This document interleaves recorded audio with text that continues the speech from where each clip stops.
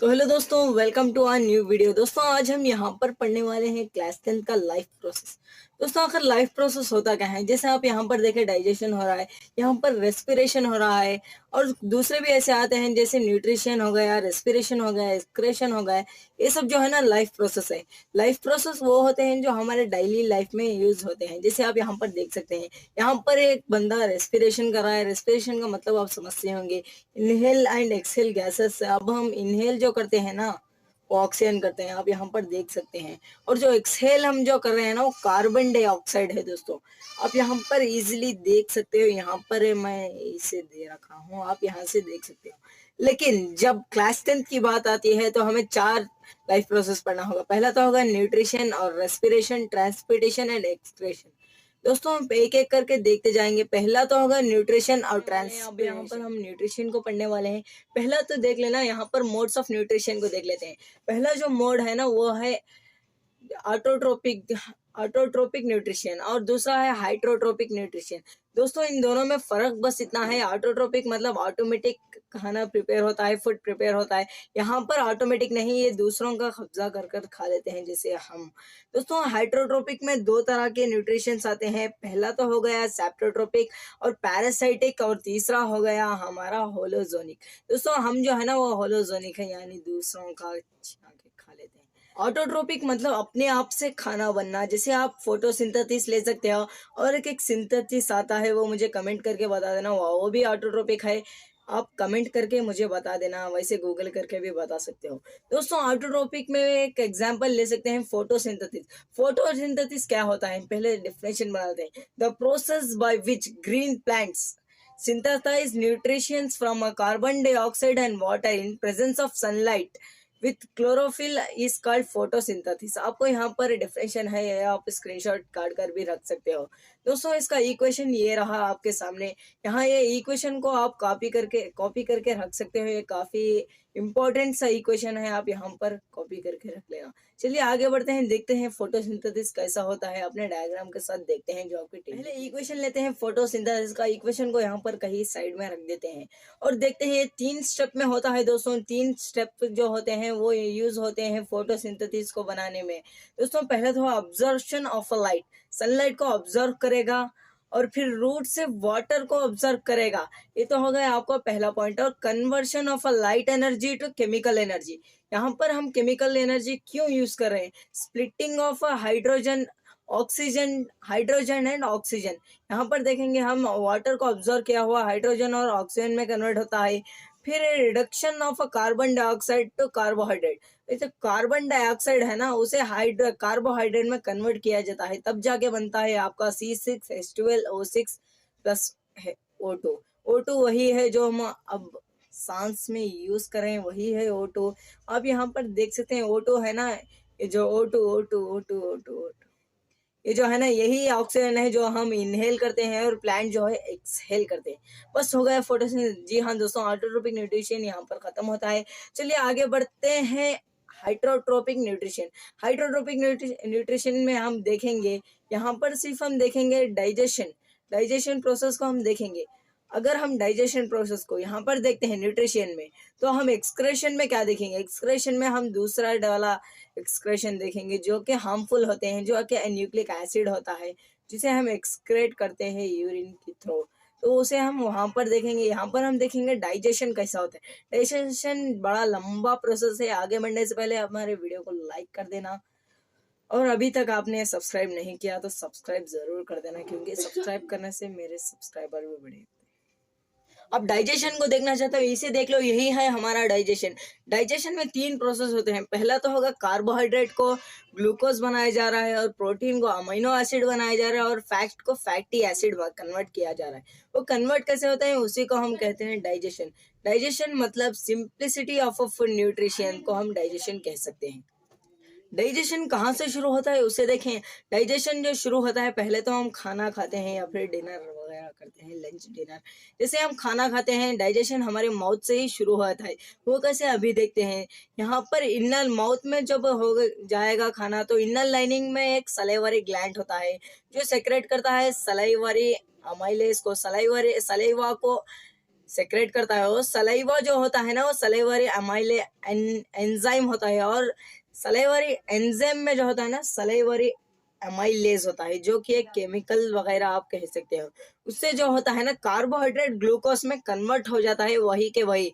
आप यहाँ पर लिख सकते हो, जब first process of digestion is into the mouth with the salivary amylase. दोस्तों सलाइवरी अमाइलेज जो करता है ना, वो कार्बोहाइड्रेट को ग्लूकोज में कन्वर्ट कराएगा। स्टार्ट होता है डाइजेशन का, यानी अपने माउथ से ही स्टार्ट हो जाता है। चलिए आगे बढ़ते हैं। माउथ से अंदर जाएगा आइसोफेगस में।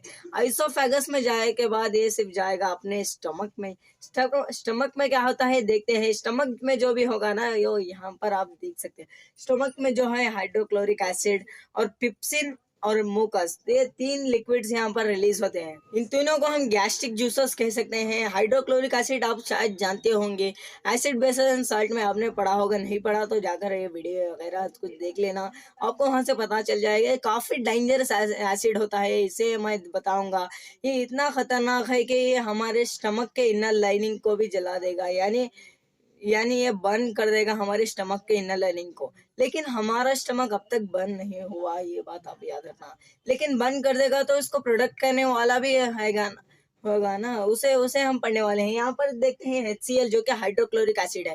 ये क्या करता है ना, जो हमारा फूड है उसे एसिडिक नेचर में कन्वर्ट करता है, जो कि हमारे खाने को खट्टा बनाता है। इस खट्टे बनाने के प्रोसेस ही कहते हैं हम हाइड्रोक्लोरिक एसिड जो है ना, वो एसिडिक नेचर में कन्वर्ट करता है। 2 तरह के नेचर होते हैं, पहला तो होगा एसिडिक नेचर और दूसरा है बेसिक नेचर। यहाँ पर जो कन्वर्शन हुआ ना, कन्वर्शन के बाद क्या होता है उसे देखते हैं। ये पिप्सिन जो है ना, पिप्सिन भी एक अमाइल एंजाइम है। पिप्सिन अमाइन एंजाइम क्या करता है, प्रोटीन को अमीनो एसिड में कन्वर्ट करता है। जैसे आप यहाँ पर देख सकते हैं, प्रोटीन जो कन्वर्ट हो रहा है अमीनो एसिड में कन्वर्ट है। मतलब यहाँ पर हमारे 2 प्रोसेस कंप्लीट हो गए। एक तो होगा कार्बोहाइड्रेट को ग्लूकोज में कन्वर्ट करना और प्रोटीन को अमीनो एसिड में कन्वर्ट करना। अभी हमारा तीसरा प्रोसेस बाकी है, उसे भी देखेंगे। और जो मुकस है ना, मुकस लिक्विड, ये क्या करता है, ये लिक्विड थोड़ा गाढ़ा टाइप में आता है। ये मुकस जो करता है ना, हाइड्रोक्लोरिक एसिड, जिसे मैंने बताया काफी डेंजरस एसिड है, स्टमक के इनर लाइनिंग को भी बर्न कर देगा, तो उसको प्रोटेक्ट करने वाले लिक्विड का नाम ही है मुकस। दोस्तों ये जब स्टमक के इनर लाइनिंग को जला सकता है तो इसे प्रोटेक्ट करता है मुकस। ये दोनों साथ में रिलीज होते हैं हमारे स्टमक में। एसिडिटी होती कैसे, हाइड्रोक्लोरिक एसिड रिलीज होने की वजह से ही एसिडिटी होती है। एसिडिटी के लिए हम यूज करते हैं, ये वाला यूज करते हैं हम, ये बेसिक नेचर में होता है। दोनों जब इक्वल हो जाएंगे तो न्यूट्रलाइजेशन प्रोसेस होता क्या है दोस्तों, acid plus base is equals to salt plus H2O। यही होता है यहाँ पर भी, एसिड प्लस बेस मिलकर यह न्यूट्रलाइजेशन रिएक्शन होता है। अब यहाँ पर देखते हैं, लिवर एंड पैनक्रियास में भी 2 जूसेस रिलीज होते हैं। वो कौन से हैं, पहले तो देखते हैं। पैनक्रियास में 2 जूसेस निकलते हैं। पहला तो होगा ट्रिप्सिन और लाइपेस। ये दोनों काम क्या करते हैं देखते हैं। पहला तो देख लेते हैं लाइपेस क्या करता है, फैट को फैटी एसिड में कन्वर्ट करता है, या फिर ग्लिसरॉल में कन्वर्ट करता है। अब यहाँ पर हमारे तीनों प्रोसेस खत्म हो गए, फिर भी अभी डाइजेशन नहीं खत्म हुआ, क्योंकि हमें एनर्जी अभी नहीं मिली है। तो यहाँ पर फैट को फैटी एसिड में कन्वर्ट तो हो गया, लेकिन ये ट्रिप्सिन काम क्या करता है। ट्रिप्सिन और पिप्सिन दोनों भाई है, ये दोनों ही सेम काम करते हैं।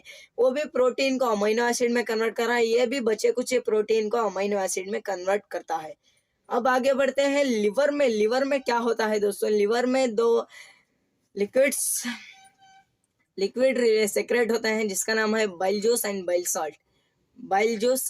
सॉल्ट। आप यहाँ पर याद रख लेना इसको। बाइल जूस काम क्या करता है ना, ये जो खट्टा था ना हमारा खाना, हाइड्रोक्लोरिक एसिड के रिलीजिंग के वजह से, अब इसको ये जो करता है ना, ये अल्कलाइन बनाता है, मतलब ये बेसिक नेचर में लाता है, यानी न्यूट्रलाइज करता है ये बाइल जूस। और बाइल सॉल्ट क्या करता है, एमेलिफिकेशन ऑफ अ फैक्ट करता है। एमेलिफिकेशन फैक्ट होने के बाद हमारे तीनों प्रोसेस खत्म हो गए। अब दोस्तों एनर्जी हमें अभी तक नहीं मिली, तो एनर्जी कहाँ से मिलेगी हमें, एनर्जी मिलती है हमें लार्ज और स्मॉल इंटेस्टाइन में ऐसे फिंगर लाइक कुछ स्ट्रक्चर होते हैं। इस फिंगर लाइक स्ट्रक्चर को हम कहते हैं विली। यहाँ पर जो खाना जाके अटकेगा, ऐसे कुछ ऑब्जर्व होगा, और इसके पीछे ब्लड सेल होते हैं जो कि न्यूट्रिशन को ऑब्जर्व करते हैं, जो हमें ज़रूरत है, जैसे ग्लूकोज ग्लूकोज हो गया, कार्बोहाइड्रेट हो गया, प्रोटीन हो गया, अमीनो एसिड, ये सब हमें ज़रूरत है। क्यों ज़रूरत है? क्योंकि एनर्जी हमें चाहिए, इसलिए ब्लड सेल लेके जाते हैं इसे कहीं और जगह पर हम इसे पढ़ने वाले हैं। न्यूट्रिशन के 5 प्रोसेस हैं दोस्तों, जैसे इंजेक्शन इंजेशन जैसे हम कह सकते हैं, ये वाला नहीं, इंजेक्शन मतलब खाना अंदर लेना। Taking in food is called injection. और डाइजेशन डाइजेशन हमें यहाँ पर breaking down of a complex food substance into smaller soluble food substance is called digestion. अब होगा ऑब्जर्शन। ऑब्जर्शन मैंने कहा villi life structure, finger life structure, जिसे हम विल्ली कहते हैं, इंटेस्टाइन में होता है। यहाँ पर डाइजेशन फूड को ऑब्जर्व किया जाता है विल्ली के जरिए। तो हम यहाँ पर 3 हो गए, अभी 2 कौन से हैं वो भी देख लेते हैं। एसिमिलेशन जो होता है ना, वो absorb food is use to provide energy और फॉर्म अ न्यू प्रोटोप्लाज्म। दोस्तों यहाँ पर एनर्जी को निकाला जाता है अपने फूड से, इसे हम कह सकते हैं एसिमिलेशन। और एजेशन तो आप जानते होंगे, removal of a waste is called ejection egestion. तो यहाँ पर हम याद रख सकते हैं injection, digestion, absorption, assimilation, egestion, तीनों को मैंने बताया। और ये ह्यूमन का स्ट्रक्चर जो है ना, ये भी आप के एग्जाम में आ सकता है, आप इसे याद रख लेना। अब चलते हैं रेस्पिरेशन होता क्या है दोस्तों। रेस्पिरेशन एक काफी एक अच्छा सा प्रोसेस, काफी इजियर एक प्रोसेस है रेस्पिरेशन। मैं बताऊं आपको,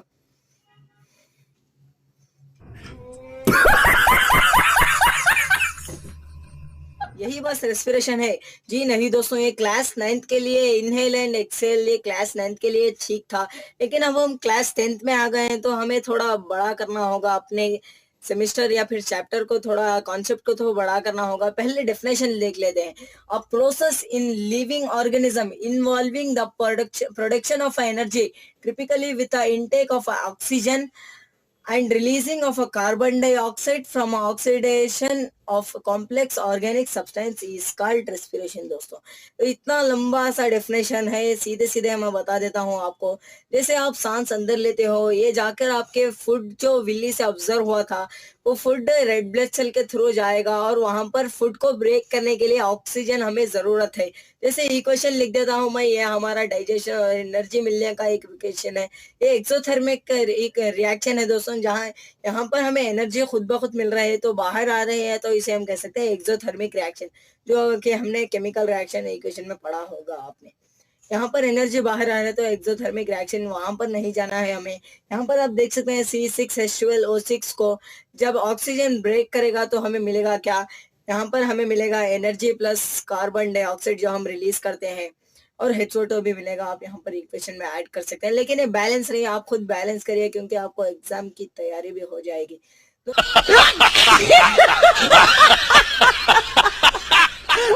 दोस्तों यहाँ पर आप देख सकते हैं, ये जो हो रहा है यही है रेस्पिरेशन। रेस्पिरेशन एक काफी लंबा प्रोसेस है, लेकिन मैं शॉर्टली समझाता हूँ आपको। यहाँ पर हम जब सांस अंदर लेंगे तो लंग्स के थ्रू जाएगा, यानी अपने फूड पाइप के थ्रू जाएगा लंग्स तक, और यहाँ पर हमारा रेस्पिरेटरी पिगमेंट है हीमोग्लोबिन, जो कि हमारे ब्लड में फाउंड होता है। क्योंकि हमारा ब्लड हमारा रेड क्यों होता है, मुझे कमेंट में बताना। ब्लड ब्लड रेड क्यों होता है दोस्तों, क्वेश्चन लिख लिया तो आप कमेंट में मुझे बता सकते हो, या फिर मेरा ये नंबर है, इसे भी आप कह सकते हो, या फिर कमेंट में आप यहाँ पर लिख देना, मैं पढ़ लूंगा। या फिर आपका आंसर रॉन्ग है तो मैं आपको बता दूंगा। दोस्तों ये जो रेस्पिरेटरी पिगमेंट जो है ना, हमारा हीमोग्लोबिन है। और कुछ पॉइंट्स देता हूँ, याद रख लेना।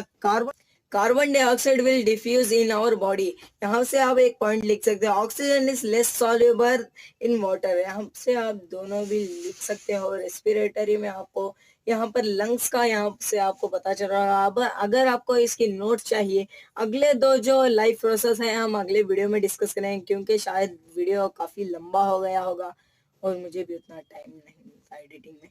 तो दोस्तों अगले मिलते हैं अगले वीडियो में, तब तक के लिए लाइक आपने नहीं किया तो लाइक कर देना। और अगर आपको नोट्स चाहिए इस लेसन की, तो मैं दे दूंगा अपने डिस्क्रिप्शन में, या फिर पीडीएफ की लिंक जो होगी वो यहाँ पर डिस्क्रिप्शन में ही होगी।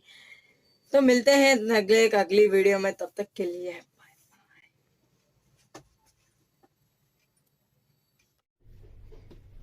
तो दोस्तों आपके हाथ में टॉर्च ले लेना, और टॉर्च को आप देखना वहां पर जब आप स्विच ऑन करोगे ना तो आपको कुछ वहां पर नजर आएगा। अपनी आंखों से देखो तो वहां पर एक लाइट ग्लो होगा। अगर उस लाइट को पढ़ना है तो दूसरे चैप्टर में पढ़ लेंगे। इसमें बात करने वाले हैं हम कुछ अनोखी चीज की जिसके बिना दुनिया अधूरी है दोस्तों। जैसे हमने स्विच ऑन किया तो वहां पर लाइट ग्लो हुई, जैसे हमने स्विच ऑफ कर दिया तो वहां पर लाइट जो है ना वो बंद हो गई है दोस्तों। ये कैसे हो रहा है, ये इसी को हम पढ़ने वाले हैं आज इस चैप्टर में। दोस्तों सोचो, बिना इलेक्ट्रिसिटी के दुनिया अधूरी होती, और बिना इस चैप्टर के क्लास 10th के फिजिक्स अधूरी होती दोस्तों। जैसे साइंस की नजर से देखो तो हर चीज अनोखी लगती है आपको। अगर साइंस की नजर से देखो तो आपको व्हाइट दिख रही है, वो व्हाइट में देखोगे आप वहां पर इलेक्ट्रिसिटी पास हो रही है। इलेक्ट्रिसिटी कितने कूलम पर पास हो रही है और कितने वोल्ट पर पास हो रही है, कितना फोर्स वहां पर लग रहा है, इसी को पढ़ने वाले हैं इस चैप्टर में दोस्तों। चलिए, इस चैप्टर का नाम है इलेक्ट्रिसिटी, जो कि एक फिजिक्स का चैप्टर है। पहली बार मैं फिजिक्स का चैप्टर कर रहा हूँ यहाँ पर। तो यहाँ पर देख लेना, पहले तो बात कर लेते हैं इलेक्ट्रिक करंट होता क्या है। इलेक्ट्रिक करंट जैसे कहते हैं amount of a charge flowing through a particular area unit. Electricity कहते हैं, चार्जेस को कहते हैं इलेक्ट्रिसिटी। जैसे आप कहेंगे वाटर फ्लो हो रहा है एक पाइप में तो वो वाटर करंट है, एयर फ्लो हो रहा है तो वो एयर करंट है। जैसे चार्जेस फ्लो होंगे तो इलेक्ट्रिक करंट हो जाएगा। जैसे हम देखते हैं द अमाउंट ऑफ चार्ज, एक अमाउंट है दोस्तों चार्ज का जो फ्लो हो रहा है थ्रू अ पर्टिकुलर एरिया, एक एरिया में फ्लो हो रहा है और यूनिट टाइम में हो रहा है, यानी टाइम। इसे हम हमारी सिंपल लैंग्वेज में कह सकते हैं, जैसे एनसीईआरटी का लाइन कह सकते हैं, the rate of a flow of a charge is called as electric current. दोस्तों चार्जेस समझ लेना दोस्तों, चार्जेस होते हैं, चार्जेस मूव कर रहे हैं तो इलेक्ट्रिसिटी फॉर्म करेगा, ये होगी। जैसे वाटर फ्लो कर रहा है तो वाटर के चार्जेस फ्लो कर रहे हैं तो वाटर करंट कहलाएगा। जैसे यहाँ पर इलेक्ट्रिसिटी फ्लो हो रही है तो इलेक्ट्रिक करंट हो जाएगा। वैसे बड़ा सिंपल है दोस्तों। अब हम देखेंगे, जैसे हमने टॉर्च का स्विच ऑन किया था तो वहां पर लाइट ग्लो हो रही थी। अगर हमने स्विच ऑफ कर दिया है तो लाइट ग्लो होना बंद हो गई थी दोस्तों, यानी लाइट ऑफ हो चुकी थी। वो स्विच काम क्या कर रहा है उसको भी हम देखेंगे। जैसे स्विच का देख लेते हैं हम। स्विच में का conducting link between light and the bulb, cell and the bulb दोस्तों। यानी यहाँ पर हम सेल ले रहे हैं, यानी हमारा बॉडी का सेल नहीं ले रहे, यहाँ पर टिश्यू वगैरह का सेल नहीं ले रहे, हम सेल ले रहे हैं यहाँ पर शेल दोस्तों, जो कि हम रिमोट में यूज करते हैं या फिर दूसरी चीजों में भी यूज कर लेते हैं, जैसे क्लॉक में यूज करते हैं। अब और काफी चीजों में हम सेल को यूज करते हैं। और एक नोट में बता देना चाहता हूँ, जैसे आप बैटरी जानते होंगे जो कि आपके फोन में भी होती है, वो काफी सारे सेल्स की बनी होती है। बैटरी जो है ना वो सेल का प्लूरल है दोस्तों। जैसे 3 और 4 या फिर 2 cell combine to form battery दोस्तों। 2 से ज्यादा या फिर 1 से ज्यादा सेल कंबाइन होकर एक बैटरी फॉर्म करेंगे दोस्तों। ऐसे कुछ होता है बैटरी का फॉर्मेशन। अब देखते हैं करंट क्या होता है। जैसे करंट को मैं सिंपल कह सकता हूँ क्यूटी। क्या कह दिया मैंने, क्यूटी दोस्तों। क्यूटी है आप ये वाला नहीं दोस्तों। जैसे करंट का सिंबल होता है आई दोस्तों, यानी कैपिटल आई करंट का सिंबल होता है। और क्यू मतलब चार्जेस, क्यू का सिंबल होता है चार्जेस। और टी यानी स्मॉल टी मतलब time. Current equals to Q T दोस्तों, ये आप बड़ा सिंपल याद रख सकते हो। और इसका करंट का यूनिट है दोस्तों, करंट का ऐसा यूनिट है आई दोस्तों। और यहाँ पर यूनिट जो है ना, यहाँ पर मेजर करने वाला यूनिट जो कहलाएगा कूलम दोस्तों, कूलम। कूलम ये आप याद रख लेंगे ना, आपका लेसन न्यूमेरिकल इतनी जल्दी आप सॉल्व कर सकते हो कि आपने सोचा भी नहीं होगा इतनी जल्दी मैंने कैसे सॉल्व कर लिया। कूलम होते हैं दोस्तों। ये कूलम क्या होते हैं इस पर हम बात करेंगे। जैसे चार्जेस मैंने कहा, चार्जेस जो होता है ना, इलेक्ट्रॉन प्रोटॉन, आप शायद जानते होंगे इलेक्ट्रॉन प्रोटॉन क्या होते हैं। चार्जेस उसी को तो कहते हैं। जैसे चार्जेस मैंने बता दिया यहाँ पर, is a fundamental particle of an atom is called charges. जैसे वो पॉजिटिव भी हो सकते हैं, इधर इट विल बी पॉजिटिव और नेगेटिव दोस्तों। वो पॉजिटिव भी हो सकते हैं और नेगेटिव भी हो सकते हैं, दोनों भी हो सकते हैं। अगर हम देखें जो इलेक्ट्रिसिटी है ना वो इलेक्ट्रॉन से होती है दोस्तों। जैसे हमने देखा था वहां पर, यानी हमारे पिछले लेसन में, केमिस्ट्री के लेसनों में। आप सोच रहे होंगे यहाँ पर केमिस्ट्री क्यों आ गया दोस्तों, केमिस्ट्री के बिना फिजिक्स कुछ भी नहीं है दोस्तों। केमिस्ट्री बड़ा इंपॉर्टेंट सब्जेक्ट होता है और मेरा फेवरेट सब्जेक्ट भी होता है दोस्तों। जैसे मैंने बताया कूलम जो होता है वो ऐसा एसआई यूनिट होता है दोस्तों। एसआई यूनिट किसका होता है, करंट का होता है दोस्तों, जो कि क्यूटी है। करंट एक क्यूटी है, यहाँ पे ध्यान रख लेना और याद भी कर लेना, क्योंकि ऐसे याद करते रहेंगे तो एग्जाम में कोई भी आपको मुश्किल नहीं होगी दोस्तों। 1 कूलम हैज, ये जो कूलम है ना इसमें इलेक्ट्रॉन्स होते हैं। इलेक्ट्रॉन्स तो आप शायद जानते होंगे, हर मैटर में इलेक्ट्रॉन प्रोटॉन न्यूट्रॉन जरूर होते हैं, क्योंकि हर मैटर में एटम होता है दोस्तों। जैसे 1 कूलम, एक कूलम में कितने इलेक्ट्रॉन होते हैं वो आप सोचोगे तो आपका दिमाग कुछ घूम जाएगा दोस्तों, सच में बता रहा हूँ। 6 इंटू 10⁻18 इलेक्ट्रॉन्स होते हैं। कितने दोस्तों? 6 इंटू 10⁻18 इलेक्ट्रॉन। आप सोचो 6 इंटू 10 के बाजू में आप 18 जीरोस लगा लो दोस्तों, लगा लो जल्दी, यहाँ पर लगा के देखते हैं।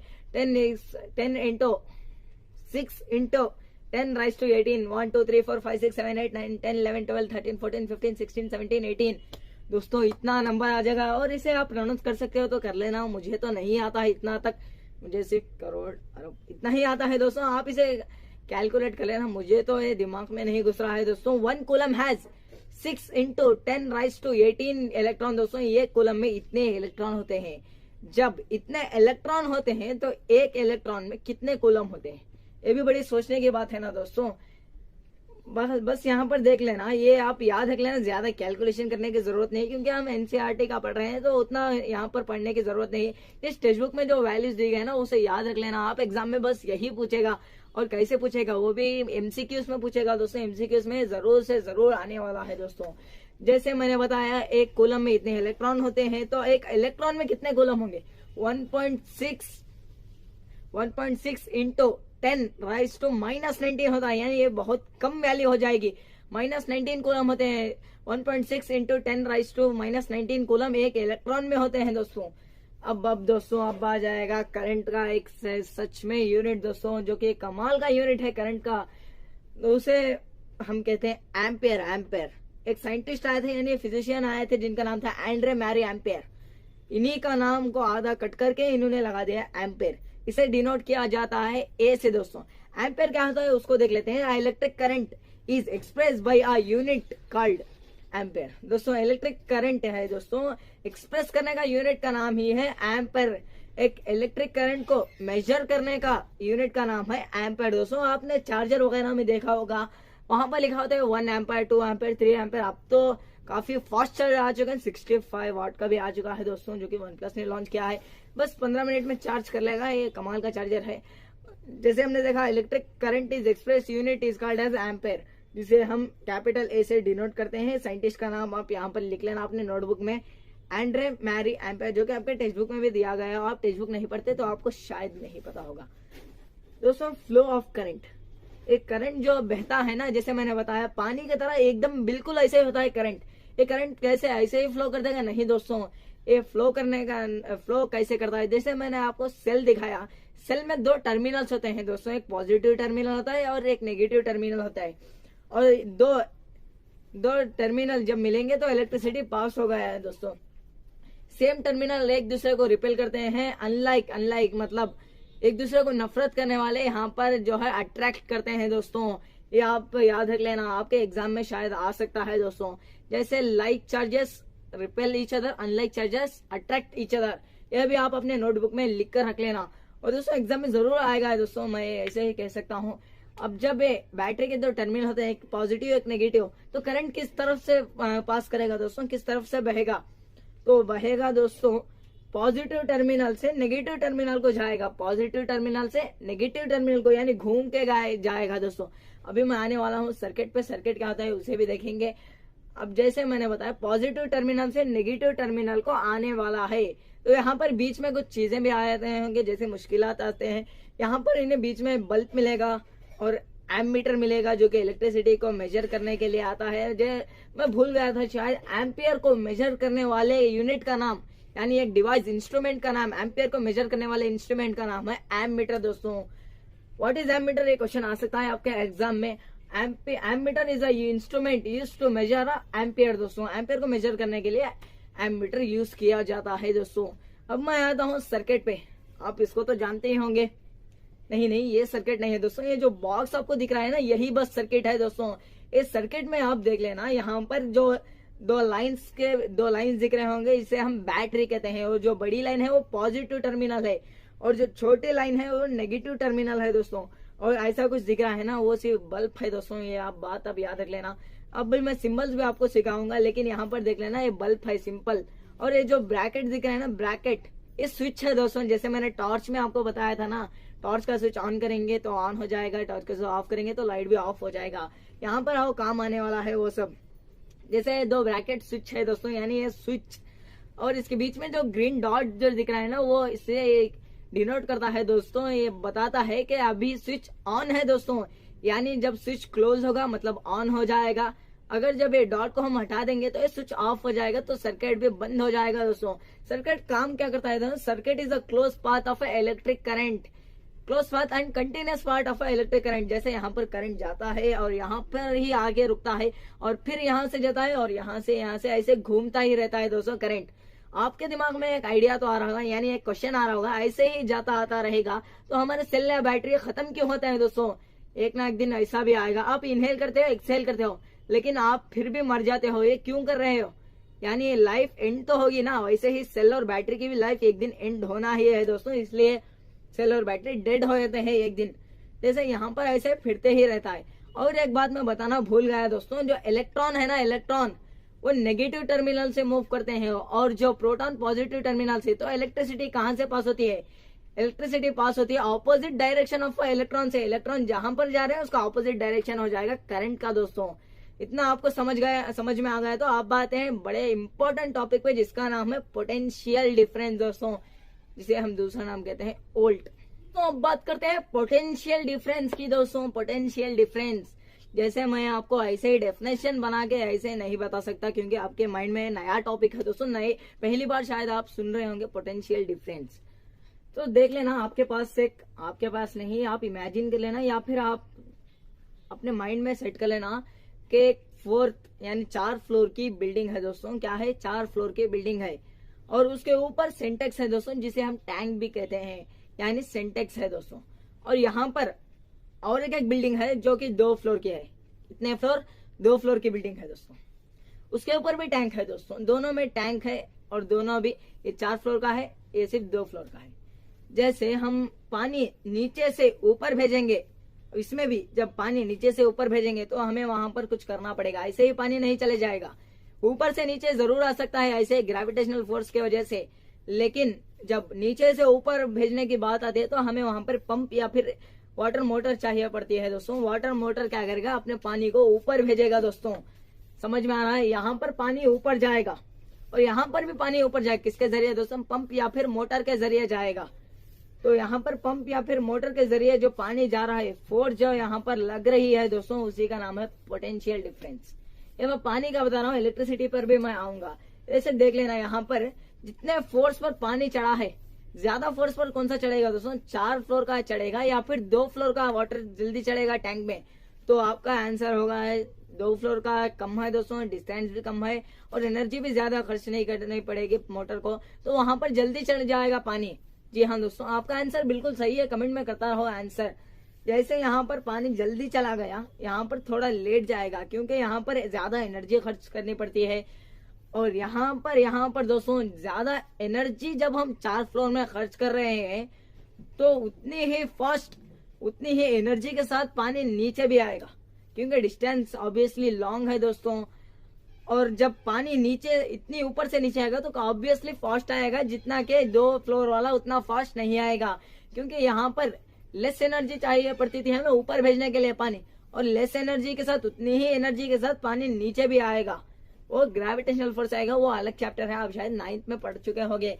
तो यहाँ पर देख लेना, जितनी फोर्स से पानी ऊपर चढ़ा, यहाँ पर थोड़ी ज्यादा एनर्जी लगी थी और ज्यादा एनर्जी के साथ पानी नीचे भी आ रहा है, तो उसी का नाम है पोटेंशियल डिफरेंस। बच्चों समझ गए पोटेंशियल डिफरेंस क्या होता है? तो अब देखते हैं, इसका डेफिनेशन लेते हैं क्योंकि एग्जाम नियरेस्ट है, अब रट्टा मारने पे लगे हुए हैं। It is defined as work done to move 1 coulomb to 1 point to another point. जैसे मैंने पानी का बताया, 1 लीटर पानी को इतना ऊपर चढ़ाने में कितना टाइम लगा, वो वाटर का पोटेंशियल डिफरेंस है। जैसे यहाँ पर देख लेना, यहाँ पर 1 कूलम को 1 पॉइंट से पॉइंट ए से पॉइंट बी को भेजने के लिए कितना टाइम लगा है, उसी का नाम है potential difference. It is defined as a work done to move 1 coulomb from 1 point to another point. जैसे पॉइंट ए से पॉइंट बी को भेजना हो या फिर पॉइंट बी से पॉइंट ए को भेजना है, यानी सिर्फ 1 कूलम को और फिर 1 सेकेंड ही में, उसे को कहते हैं पोटेंशियल डिफरेंस। और इसे दूसरा नाम भी कहते हैं, ये नाम आप शायद सुन चुके होंगे, वोल्टेज दोस्तों, वोल्टेज। और इसको मेजर करने वाले का नाम है वोल्टमीटर दोस्तों, वोल्टमीटर, जो आपने पहली बार सुन रहे होंगे, वोल्टमीटर। और इसका फॉर्मूला होता है जैसे पोटेंशियल डिफरेंस का ऐसा फॉर्मूला है दोस्तों, पोटेंशियल डिफरेंस का सिंबल है V, और इसका फॉर्मूला है वर्क मतलब W लिख लेंगे, और 1 डन बाई चार्ज, एक चार्ज को मूव करने के लिए कितनी एनर्जी पड़ेगी Q लिख देंगे यहाँ पर, V is equal to W by Q। आप इतना लिख सकते हो जैसे मैंने यहाँ पर लिख चुका हूँ। ऐसा यूनिट क्या हो जाएगा, इसका वोल्ट हो जाएगा दोस्तों। ऐसा यूनिट इंस्ट्रूमेंट मैंने अभी बताया, वोल्टोमीटर एक इंस्ट्रूमेंट है जो मेजर करता है कि कितना वोल्ट यहाँ पर चल रहा है, इसको कहते हैं वोल्ट मीटर। और पोटेंशियल डिफरेंस समझ में आ गया, तो आगे बढ़ते हैं, देखते हैं आगे और क्या क्या है इस चैप्टर में। बड़े मजेदार चैप्टर है दोस्तों। जैसे सिंबल्स देखेंगे, अभी हमें सिंबल्स क्या होते हैं वो भी देखेंगे, और उससे पहले देख लेते हैं कुछ और। चलिए दोस्तों, मैंने इलेक्ट्रिक सर्किट का थोड़ा सा ही बताया था, अब देखते हैं इलेक्ट्रिक सर्किट पूरा क्या होता है दोस्तों। Electric circuit is the continuous and close path of an electric current is called electrical circuit दोस्तों। जैसे मैंने अभी इस बॉक्स में बताया, यहाँ पर बैटरी है, स्विच है, बल्ब है, एमीटर है। ये सारे क्या है दोस्तों, बैटरी, एमीटर और स्विच और बल्ब, ये सब क्या है दोस्तों, ये कंपोनेंट्स है दोस्तों। ये सब कंपोनेंट्स है, यानी इस सर्किट में यूज की जाने वाली चीजें हैं दोस्तों ये चारों। और भी कुछ आते हैं, जैसे मैंने सिंबल्स अभी यहाँ पर बताने वाला हूँ। इलेक्ट्रिक सेल का कैसे हम डिफाइन करेंगे, कुछ ऐसा लिख लेंगे सिंबल। ये सिंबल होता है इलेक्ट्रिक सेल का दोस्तों। और बैटरी मैंने पहले ही बताया था नोट में दोस्तों कि बैटरी जो होती है ना, सेल का कॉम्बिनेशन होता है, बैटरी और कॉम्बिनेशन ऑफ सेल। बैटरी का सिंबल कुछ ऐसा हो जाएगा। यहाँ पर तीन नहीं दोस्तों, 4 बैटरियां हैं, 4 है या फिर 3 है दोस्तों। और जब ये ओपन रहेगा स्विच, तो मैंने बताया कि ऑफ है दोस्तों। ऑफ स्विच का कुछ ऐसा आता है ओपन स्विच का। और जब ये क्लोज हो जाएगा तो कुछ ऐसा आएगा। और फिर देखेंगे एक वायर ज्वाइंट की गई तो उसका सिंबल कुछ ऐसा हो जाएगा।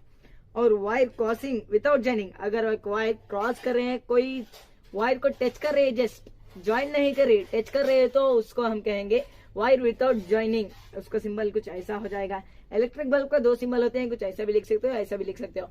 जो पहला वाला है ना कुछ ऐसा, वही बेस्ट है दोस्तों आपके लिए, वही एग्जाम में भी पूछा जाएगा आपको। रेसिस्टेंट, रजिस्टर ऑफ रेजिस्टेंट, जो कि R से डिनोट किया है, वो उस पर मैं अगला वीडियो बना दूंगा। रेसिस्टेंट का सिंबल कुछ ऐसा होता है। वेरिएबल रेसिस्टेंट और रियोस्टैट, रियोस्टैट पे फिर मैं उस वीडियो में कवर करूंगा, यानी पार्ट 2 में कवर करूंगा। रेसिस्टेंट और रियोस्टैट का कुछ ऐसा हो जाएगा। एमीटर का क्या होगा दोस्तों, एमीटर का मैंने बताना भूल गया। एमीटर का कुछ ऐसा होता है, और इसका भाई जो कि वोल्ट को मेजर करता है, वो वोल्ट मीटर का कुछ ऐसा हो जाएगा। यानी हमने देखा यहाँ पर इलेक्ट्रिक सेल, बैटरी, स्विच और close switch, wire joining, wire without joining, और फिर हमने देखा electric bulb, resistance, rheostat, ammeter, voltmeter. इतने सिंबल्स हमने देख लिए हैं। तो अगले वीडियो में मैं कुछ ज्यादा ही कवर करने की कोशिश करूंगा। तब तक के लिए बाय बाय दोस्तों। तो हेलो दोस्तों, आज हम यहाँ पर स्टार्ट करने वाले हैं क्लास 10 का एक मजेदार लेसन, जिसका नाम है पीरियोडिक क्लासिफिकेशन ऑफ एलिमेंट्स। दोस्तों एलिमेंट्स क्या होते हैं आपने पढ़ा होगा, काफी 9th या फिर 8th 7th से ही आपने पढ़ा होगा एलिमेंट्स क्या होते हैं। There are 118 elements as we now that. दोस्तों 118 एलिमेंट हैं जो हमें पता है, आगे और फाउंड हो सकते हैं, ये हमें आगे का नहीं देखा है, लेकिन अब जब फिलहाल को है तो 118 एलिमेंट्स हैं। लेकिन दोस्तों इसे हम क्लासिफिकेशन करेंगे अपने हिसाब से, तो देखते हैं ये क्लासिफिकेशन को ही हम पढ़ने वाले हैं।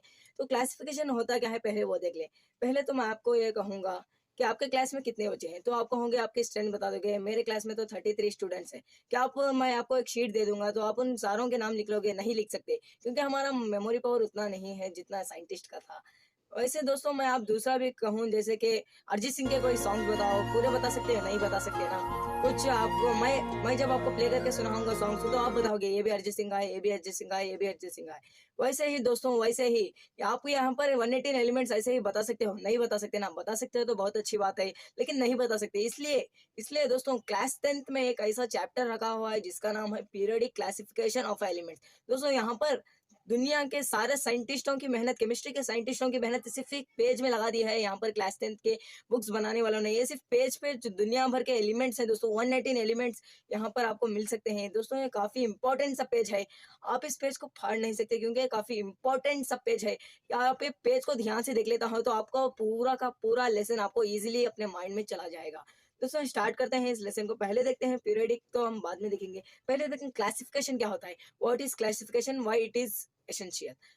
दोस्तों हम देखते हैं क्लासिफिकेशन, ग्रुपिंग और sorting of element based on their similarities and differences is called is called classification, it make their study easier. दोस्तों ये काफी सिंपल सा बनाया था। जैसे यहाँ पर हम सिर्फ एलिमेंट्स को नहीं करने वाले हैं, हमने क्लास 10th में अपने अपने ऑर्गेनिज्म को कहा था, थोड़ा याद कर लेना उस लेसन को। वैसा ही लेसन है जैसे Monera, protista, diversity in living organism में हमने देखा था। Monera, protista, fungi, Plantae, algae, इन पांचों डिवीजन में हमने बांटा था इन ऑर्गेनिज्म को। लिविंग ऑर्गेनिज्म को हमने वहां पर क्लासिफिकेशन किया था। अब हम यहाँ पर एलिमेंट्स को करेंगे। दोस्तों ये पीरियोडिक टेबल जैसे आप देख रहे हो ना, काफी इसमें कुछ छुपा हुआ लग रहा है आपको। तो सिंपल एक बॉक्सेस नजर आ रहे होंगे, 118 बॉक्सेस। नहीं दोस्तों, इसमें कितना अच्छा ये पीरियोडिक टेबल है, मजेदार है, मैजिकल है दोस्तों। आगे देखते हैं इसमें क्या क्या नया फीचर्स हैं दोस्तों। जैसे आप कुछ नया फोन लॉन्च होता है तो आप वहां पर देख सकते हो कि नया नया फीचर्स देखकर आप कहेंगे वाह ये तो कमाल ही हो गया। लेकिन जब आप इस पेज को ध्यान से देखोगे, जब पेज को आप समझने लगोगे, तो आप कहोगे वाह इट इज एन मैजिक। दोस्तों मैजिक ही होता है केमिस्ट्री में। देखते हैं, आगे बढ़ते हैं लेसन में। तो चलिए, जो क्लासिफिकेशन हुआ ना वो तीन टाइप से हुआ। तीन आप कह सकते हो, तीन साइंटिस्टों ने किया। पहला तो होगा डॉबर्न निट्रेड और न्यूलैंड लॉस ऑफ ऑक्टेव, और तीसरा है हमारा मंडलीफ लॉस। दोस्तों इन तीनों को एक एक करके पढ़ते जाएंगे, फिर आएंगे हम मॉडर्न पीरियोडिक टेबल में, जो कि आप यहाँ पर देख सकते हो। यही है हमारा, जो आपके टेक्स्ट बुक में पीछे भी होगा या फिर इस लेसन में भी होगा। तो आप इसे ध्यान से देखते रहना, इस टेक्स्ट बुक को आपके सामने रखना, तब जाके आपको समझ में आएगा ये सारा कुछ लेसन। तो यहाँ पर डॉबर्निल भाई ने क्या बताया हमें, इन डॉबर्निल ट्रेड क्यों कहते हैं। तो दोस्तों 3 बॉक्सेस इन्होंने बताए।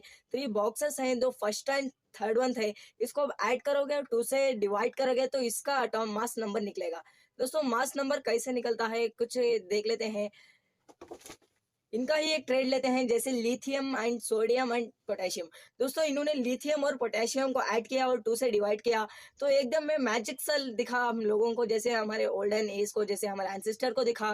वो दिखता है कि ये जो सोडियम का जो मास नंबर है ना, वो एग्जैक्टली निकल गया। जैसे 23 है इसका मास नंबर, तो वही निकल गया। तो सारे लोग शॉक में लग गए, तो ये कैसे हो सकता है दोस्तों। हो सकता है, जरूर हो सकता है दोस्तों। और लेकिन इनके लिमिटेशन क्या, ये चल पाया।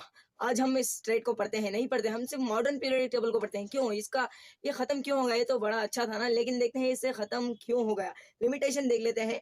डॉबर्निल could not find only 3 triads, total of 9 elements. ये सिर्फ 3 ट्रेड से फाइंड कर सके, यानी 9 एलिमेंट्स को ही फाइंड कर सके, बाकी के इन्होंने नहीं किया, क्योंकि अप्लाई नहीं हुआ। सिर्फ 3 पर ही अप्लाई हुआ, 3 ट्रेड्स पर ही अप्लाई हुआ। लेकिन काफी अच्छा था। लेकिन मॉडर्न पीरियोडिक टेबल को देखोगे तो उसके सामने कुछ भी नहीं था डॉबर्निल ट्रेड।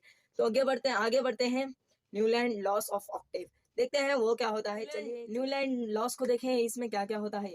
तो यहाँ पर इन्होंने क्या बताया, यहाँ पर जब हम डॉबर्निल को पढ़ने वाले हैं तब तक सिर्फ 30 एलिमेंट डिस्कवर हुए थे, यानी 30 एलिमेंट्स ही डिस्कवर हुए थे। लेकिन जब हम न्यूलैंड तक पहुंच गए, ये जब स्टार्ट हुआ, तब तक ये 56 एलिमेंट डिस्कवर हो चुके थे हमारी केमिस्ट्री यानी साइंटिस्ट से, यानी हमारे 56 एलिमेंट डिस्कवर हो चुके थे। मगर दोस्तों इन्होंने क्या बताया, यहाँ पर आगे आगे देखते जाएंगे। इन्होंने कुछ रॉन्ग भी बताए, कुछ स्टेटमेंट रॉन्ग भी बताए, लेकिन अगले वाले ने बिल्कुल सही कहा, लेकिन उनके भी देखेंगे। तो दोस्तों चलिए इन्होंने क्या बताया पहले देख लें। अगर आप एटॉमिक साइज यानी मास नंबर से अरेंज करते जाएंगे, जैसे हाइड्रोजन, इसके बाद यानी अगला 7th के बाद 8th वाला जो आएगा ना, वो बिल्कुल इसके सिमिलर होगा। यानी 1 के सिमिलर 7 होगा, 2 के सिमिलर 8 होगा, 3 के सिमिलर 9 होगा, 4 के सिमिलर 10 होगा। ऐसा उन्होंने बताया। जैसे हम कैलेंडर में यूज करते हैं ना, अगर 1 तारीख को हमारा मंडे शुरू होता है, पिछले 8 तारीख को भी, अगले 8 तारीख को भी मंडे होगा, और फिर नेक्स्ट 7 डेज छोड़कर भी मंडे होगा। कुछ ऐसे उन्होंने बताया। जैसे 3 तारीख है हमारा यहाँ पर है मंडे है दोस्तों, नहीं 3 तारीख हमारा वेंसडे है, तो अगला वेंसडे भी कुछ वैसा ही होगा ना, ये सिमिलर होगा, यानी सब कुछ सेम होंगे।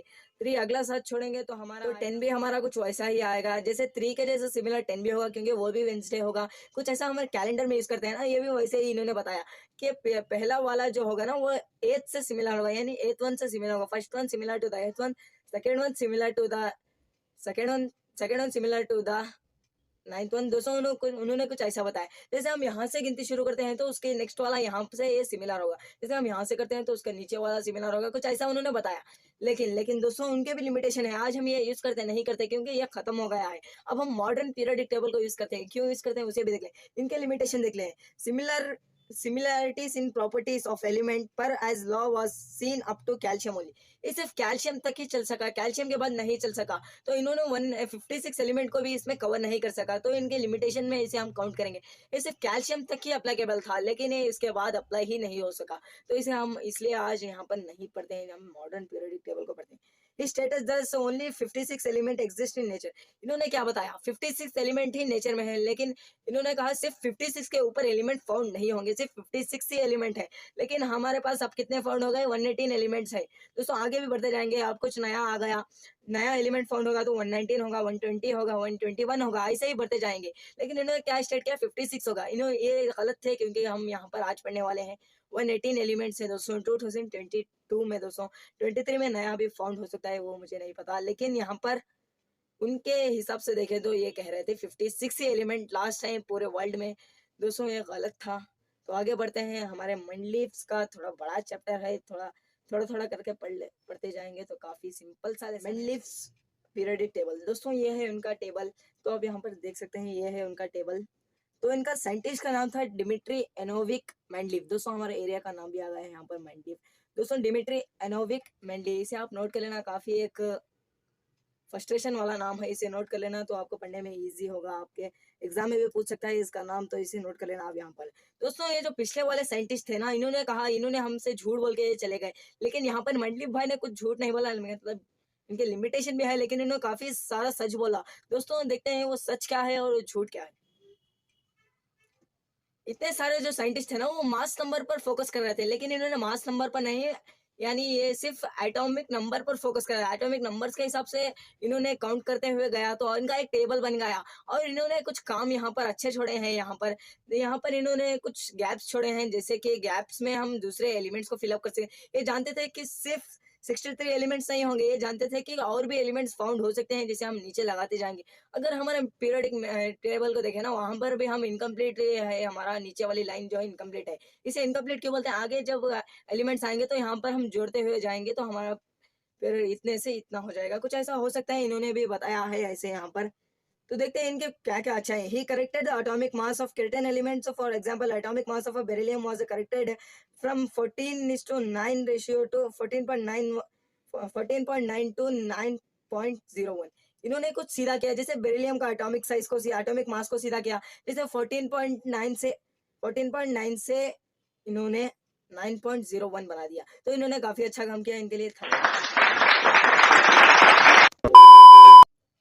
इन्होंने इनके पीरियोडिक टेबल में कुछ अच्छे चीजें भी छोड़े थे, जैसे इन्होंने 3 गैप छोड़े थे, जैसे सिलिकॉन के नीचे इन्होंने रखा था एका सिलिकॉन, और बोरॉन के नीचे रखा था एका बोरॉन, और एल्यूमिनियम के नीचे रखा था एका एल्यूमिनियम। क्यों इन्होंने ऐसा रखा, कि जानते थे कि और सारे एलिमेंट फाउंड होते जाएंगे तो हम इससे सिमिलर होंगे, जैसे बोरॉन से सिमिलर होंगे तो उसके नीचे रख देंगे, उसे नाम दिया एका बोरॉन। जैसे एल्यूमिनियम से सिमिलर होंगे तो उसे नाम दिया एका एल्यूमिनियम। ऐसे कुछ खाली गैप छोड़े थे, इन्होंने 3 गैप छोड़े थे, लेकिन और भी गैप छोड़े थे जो आज तक डिस्कवर नहीं हुए हैं। दोस्तों उसको हम नहीं पढ़ते, इसलिए तो वो एक अच्छा ही है हमारे लिए। वो देखते हैं 3 गैप छोड़े थे, जैसे एका बोरॉन जाके बन गया हमारा स्कैंडियम, और एका एल्यूमिनियम बन गया हमारा गैलियम, और हमारा एका सिलिकॉन बन गया है जर्मेनियम, जो हम पढ़ते हैं पीरियोडिक टेबल में, स्कैंडियम, गैलियम, जर्मेनियम। ये तो 3 एलिमेंट्स हमको पता ही होंगे क्लास 10 के हिसाब से देखे तो। क्या बना, एका बोरॉन जाके बना ए, और एका एलिमेंट जाके बना ए, और एका सिलिकॉन बना ए। तो यहाँ पर आप इन तीनों को लिख लेना। Noble gases which are discover later. Noble gases है ना, वो बाद में डिस्कवर हुए, इनसे पहले नहीं है। ये जब साइंटिस्ट है ना, 1869 के साइंटिस्ट थे, इसलिए यहाँ पर सिर्फ 63 एलिमेंट्स फाउंड हुए थे, लेकिन अब हम देखते हैं तो 118 एलिमेंट्स फाउंड है। तो यहाँ पर सिर्फ 1869 में सिर्फ 63 एलिमेंट्स फाउंड थे। ये आपको क्वेश्चन में भी आ सकता है, how many elements found in 1869 the period of Maldives, ऐसे भी क्वेश्चन आ सकता है। तो आप लिख देना वहां पर 63 elements are found in the period of, ऐसा कुछ लिख लेना। Noble gases which are discovered later could be place in this table without disturbing the actual form. दोस्तों जो नोबल गैसेस है ना, वो आराम से प्लेस हो रहे थे इनके पीरियोडिक टेबल में, जैसे इन्होंने गैप छोड़े थे वहां पर ये नोबल गैसेस इजीली स्विच हो पा रहे थे। जो बाद में डिस्कवर है, फिर भी इन्होंने यहाँ पर प्लेस छोड़ी थी, इसलिए तो वो वहां पर स्विच हो गए, उनके एक्चुअल फॉर्म को बिगाड़े बिना ही स्विच हो गए। तो चलिए आगे चलते हैं हमारे मॉडर्न। तो मंडलीव भैया ने हमारे से कुछ नाइंसाफी भी की है, वो नाइंसाफी यही है, ये 4 पॉइंट्स आप लिख लेना। यहाँ पर जो इन्होंने गैप छोड़े थे, काफी सारे गैप छोड़े थे, लेकिन आज तक वो फिलअप नहीं हुए से, सिवाय 3 के और नोबल गैसेस के। और रॉन्ग ऑर्डर में इन्होंने एटॉमिक मास को यही वही यहाँ पर जोड़ दिया था, जैसे भी करके इन्होंने जोड़ा था, वो बिल्कुल गलत निकला और यहाँ पर इन्होंने position of hydrogen could not be found assign properly. दोस्तों इन्होंने हाइड्रोजन की प्लेस को कहीं पर अच्छी जगह नहीं, position of isotopes could not be explain, यहाँ पर इन्होंने आइसोटोप्स के प्लेस को कहीं पर रख दिया था। तो इनका एक डिसएडवांटेज में आप लिख सकते हो। इन चारों पॉइंट को स्क्रीनशॉट मारो। जल्दी जल्दी बढ़ते हैं हम मॉडर्न पीरियोडिक टेबल की तरफ। दोस्तों मॉडर्न पीरियोडिक टेबल को छूने से पहले आप अपने टेक्स्ट बुक खोलो। पेज नंबर मैं नहीं जानता, पेज नंबर आप शायद जानते होंगे, तो उसको खोल लेना और यहाँ पर कुछ सामने रख लेना, उसके सामने मेरा ये फेस रख लेना। तो चलिए, इसे फाउंड करने वाले का नाम है मेनरी मोसेले, हेनरी मोसेली इसका नाम है। दोस्तों the properties of elements are periodic table function of atomic number. यहाँ पर ना इन्होंने मास नंबर पर ध्यान दिया, ना एटॉमिक साइज पर ध्यान दिया, यहाँ सिर्फ इन्होंने ध्यान दिया एटॉमिक नंबर पर। तो इसलिए आज हम यहाँ पर इनका एक सफल हुआ है पीरियोडिक टेबल। इसे मॉडर्न इसलिए क्यों है, तो ये 1913 में डिस्कवर हुआ है दोस्तों, जिसे हम आज पढ़ते हैं। यहाँ पर इसमें सारे 118 एलिमेंट्स आ चुके हैं, यहाँ पर हम देख सकते हैं। तो प्रॉपर्टीज दोस्तों फिजिकल एंड केमिकल प्रॉपर्टीज होते हैं। जो केमिकल प्रॉपर्टी है ना वो रिएक्टिविटी पे होते हैं, जो रिएक्टिविटी होती है ना वो वैलेंसी से होती है, और जो वैलेंसी होती है ना वो जाके वैलेंस इलेक्ट्रॉन से होती है। वैलेंस इलेक्ट्रॉन डिपेंड होते हैं एटॉमिक नंबर पर। तो यहाँ से ही कहानी स्टार्ट होती है केमिकल रिएक्टिविटी से। केमिकल रिएक्टिविटी से पहुंची कहानी एटॉमिक नंबर तक। तो हम जो जोड़ते हैं ना इस वाले जो पीरियोडिक टेबल को, तो यहाँ पर इन सिर्फ एटॉमिक नंबर पर, जैसे हाइड्रोजन का एटॉमिक नंबर है 1, हीलियम का है 2, लिथियम का है 3, ऐसे बोरॉन का है 4, ऐसे इन्होंने डाल के यहाँ पर एक अच्छा सा पीरियोडिक टेबल बनाया, जो कि काफी यूजफुल है। इस पीरियोडिक टेबल को आप ध्यान से देखो ना, तो इसमें ब्लॉक्स भी निकलते हैं। जैसे एरिया का जो ब्लॉक होता है ना, वैसा यहाँ पर भी ब्लॉक्स होते हैं। देखते हैं फ्रेंड्स वो ब्लॉक्स कैसे होते हैं। इस ब्लॉक ये वाला जो ब्लॉक है ना, इसे इस ब्लॉक कहते हैं। और यहाँ पर पी ब्लॉक है, और इन दोनों ब्लॉक्स को हम क्लास 10 में पढ़ने वाला है। और दो ब्लॉक्स होते हैं जिसका नाम है डी ब्लॉक और एफ ब्लॉक। दोस्तों डी ब्लॉक और एफ ब्लॉक को हम क्लास 11 या फिर आगे क्लासेस में पढ़ेंगे, लेकिन हम यहाँ पर सिर्फ दो ब्लॉक्स को पढ़े हैं। और एस ब्लॉक और पी ब्लॉक को शार्क यानी एस ब्लॉक, प्रिंसिपल यानी पी ब्लॉक। जैसे आप समझ लो आप एक स्कूल के प्रिंसिपल बन गए और आपको कुछ अवार्ड देने वाले आ रहे हैं। एक उन्होंने कहा, एक कंडीशन रखा आपके सामने, तो अगर आपको एक अवार्ड चाहिए तो आपको एक काफी अच्छे बच्चे का हम इंटरव्यू लेने वाले हैं, तब जाके आपको अवार्ड मिलेगा। तो आप कैसे बच्चे को चूज करोगे, जो पढ़ने में अच्छा है या फिर दिखने में अच्छा है या फिर दोनों में अच्छा है। दोस्तों जो आप जब चूज करोगे ना, तो दोनों में अच्छा है। जैसे वो स्मार्ट भी है, इंटेलिजेंट भी है, अच्छा पढ़ भी लेता है, अच्छा रीड भी कर लेता है, और अच्छा हैंडसम भी है। ऐसे कुछ आप बच्चे को, अच्छा मैनर्स वाले बच्चे को आप यहाँ पर लाके इंटरव्यू के लिए बिठा दोगे। क्यों बिठा रहे हैं, क्योंकि वो अच्छे बच्चे हैं, एक रिस्पेक्ट देते हैं। वैसे एस ब्लॉक और पी ब्लॉक को हम नॉर्मल एलिमेंट्स कहते हैं। क्यों हम क्लास 10 में पढ़ने वाले, क्योंकि ये काफी अच्छे एलिमेंट्स होते हैं, काफी डिसिप्लिन वाले एलिमेंट्स होते हैं। यहाँ पर कोई भी तगड़ा मिगड़े नहीं होता है, कुछ ऐसे बच्चे नहीं, ऐसे अच्छे बच्चे रहते हैं इसमें। एस ब्लॉक और पी ब्लॉक में हम नॉर्मल एलिमेंट्स कह सकते हैं, और डी ब्लॉक को ट्रांसमिशन एलिमेंट्स कह सकते हैं, और एफ ब्लॉक को इनर ट्रांसमिशन एलिमेंट कह सकते हैं। डी ब्लॉक और एफ ब्लॉक को हम क्लास 11 में पढ़ने वाले हैं। सिर्फ हम यहाँ पर फोकस करेंगे एस ब्लॉक और पी ब्लॉक पर। दोस्तों पीरियडिक टेबल में दो तरह के एक रोज कहूंगा मैं, एक हो गया पीरियड्स और एक हो गया ग्रुप्स। दोस्तों ग्रुप्स को थोड़ा बात पढ़ लेते हैं, पहले पढ़ते हैं पीरियड्स को। There are 7 horizontal rows known as period. दोस्तों जो ये आड़े वाले लाइन से आड़े वाले रोज आपको दिख रहे हैं जो हॉरिजॉन्टल हैं, उसे हम कहेंगे पीरियड्स कहेंगे। ये इंडिकेट क्या करते हैं दोस्तों, इंडिकेट को हम बात देखेंगे। पहले देखते हैं first period is shortest period. क्यों शॉर्टेस्ट पीरियड है दोस्तों। फर्स्ट पीरियड जो है ना, यानी जो फर्स्ट पीरियड में आता है ना, वो हाइड्रोजन और सिर्फ दो ही आते हैं, हाइड्रोजन एंड हीलियम। दोस्तों शॉर्टेस्ट पीरियड इसलिए है क्योंकि इसमें सिर्फ दो ही एलिमेंट्स हैं। और जो सेकेंड पीरियड जो है ना, सेकेंड और थर्ड पीरियड है, शॉर्ट पीरियड है, क्योंकि इसमें सिर्फ 8 एलिमेंट्स ही आते हैं। एलिमेंट्स कितने आते हैं, 8 आते हैं। और फोर्थ एंड फिफ्थ पीरियड है ना, लॉन्ग पीरियड है, fourth and fifth long period है। और सिक्स जो है ना, six period is longest period, it has 32 elements. दोस्तों 32 यहाँ पर आपको दिख रहे होंगे। इसका कंटिन्यूएशन पार्ट नीचे भी है, जैसे बाहुबली का कंटिन्यूएशन पार्ट आया है, कटप्पा मामा ने बाहुबली को क्यों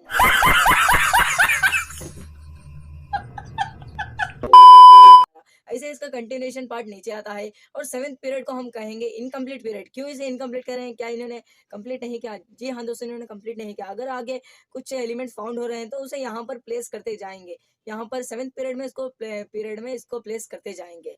तो देखते हैं अब ग्रुप्स क्या होते हैं। दोस्तों एकदम इसका है उल्टा। ग्रुप्स मतलब वर्टिकल लाइन, जो सीधे लाइन, जो सीधे रोस जो आपको दिख रहे हैं ना, वही है दोस्तों ग्रुप्स। फर्स्ट ग्रुप के जो मेटल्स है ना, मेटल्स और नॉन मेटल्स को डिवाइड करने वाली एक जिगजैग लाइन आती है, जो कि यहाँ पर पीरियोडिक टेबल में है दोस्तों। ये जिगजैग लाइन को हम कहते हैं मेटालाइट्स या फिर सेमी मेटल्स। दोस्तों ना ये मेटल्स होते हैं ना हमें मेटल्स होते हैं। इसे हमने non metals and non metals में पढ़ा होगा, शायद आपने वीडियो नहीं देखा तो देख लेना कहीं से फिर जाकर। दोस्तों first group metals are alkali metals. दोस्तों अल्कली मेटल्स को हम hydrogen hydrogen lithium sodium potassium ये सब है ना, ये फर्स्ट ग्रुप के मेटल्स हैं दोस्तों। ये फर्स्ट ग्रुप के मेटल्स को हम कहते हैं अल्कली मेटल। और सेकंड ग्रुप के क्या कहते हैं, अल्कलाइन अर्थ मेटल यानी AEM। जैसे ATM होता है ना, वैसे याद रख लेना AEM अल्कलाइन अर्थ मेटल, जिसे हम सेकंड ग्रुप को कह सकते हैं अल्कलाइन अर्थ मेटल। ये दोनों आप याद रख लेना। और 17 ग्रुप को क्या कहते हैं, 17 ग्रुप है ना उसे कहते हैं हैलोजन। दोस्तों 17 ग्रुप को क्या कहते हैं, हैलोजन। और 18 ग्रुप को हम कह सकते हैं नोबल गैसेस। दोस्तों हमने देखा था वहां पर नोबल गैसेस अच्छे से स्विच हो रहे हैं, जिसे हम मेंडलीव्स के पीरियोडिक टेबल में देखा था। लेकिन यहाँ पर देख लेना है नोबल गैसेस का एक अलग लाइन बन गया, लाइन एक साइड में अलग एक रो बन गया, जिसे हम कहते हैं groups. 18 groups are noble gases. दोस्तों इसको प्रोनाउंसिएशन याद रखना चाहते हो तो आप फर्स्ट ग्रुप को तो याद रख लेना हाली ना करे रब से फरियाद। जैसे H का हीलियम लिथियम, ये सारे याद रख लेना। हाइड्रोजन लिथियम सोडियम पोटेशियम, कुछ ऐसे याद रख सकते हो। और सेकेंड ग्रुप को याद रखना चाहते हो बेटा मंगे कार स्कूटर बाप राशि, BEMGCASRBARA। तो यहाँ पर बेटा मंगे कार स्कूटर बाप राशि, तो यहाँ से आप देख सकते हो। लेकिन जब ग्रुप्स है, जो ग्रुप्स होते हैं ना, ग्रुप्स ये क्यों बनाए हैं ग्रुप्स, तो पीरियड्स और ग्रुप हमने नाम दिया है इनको, क्यों हमने इसको पीरियड्स और ये जो ग्रुप्स हैं इसको हमने क्यों बनाया है। दोस्तों जैसे अब मैं आपको बता दूं, ये जो पीरियड्स है ना ये क्या डिस्कस करते हैं। ये जो पीरियड्स है ना इसे ऑर्बिट नंबर को बताते हैं। जैसे फर्स्ट पीरियड में सिर्फ दो एलिमेंट्स है, आप जानते होंगे हाइड्रोजन और हीलियम को, ये बताते हैं ऑर्बिट नंबर कितने हैं। तो फर्स्ट पीरियड है तो ये यानी सिर्फ एक ऑर्बिट होगा इसके। और अगर सेकेंड पीरियड है तो इसमें 2 ऑर्बिट्स होंगे, अगर थर्ड पीरियड है तो 3 ऑर्बिट्स होंगे, अगर फोर्थ पीरियड है तो 4 ऑर्बिट्स होंगे।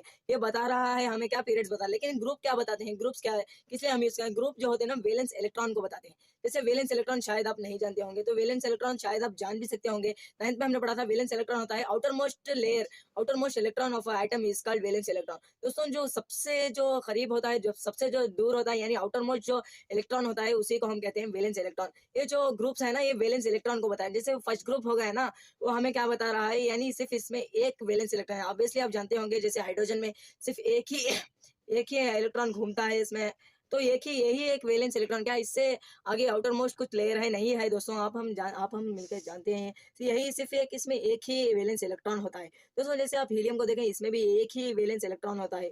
जैसे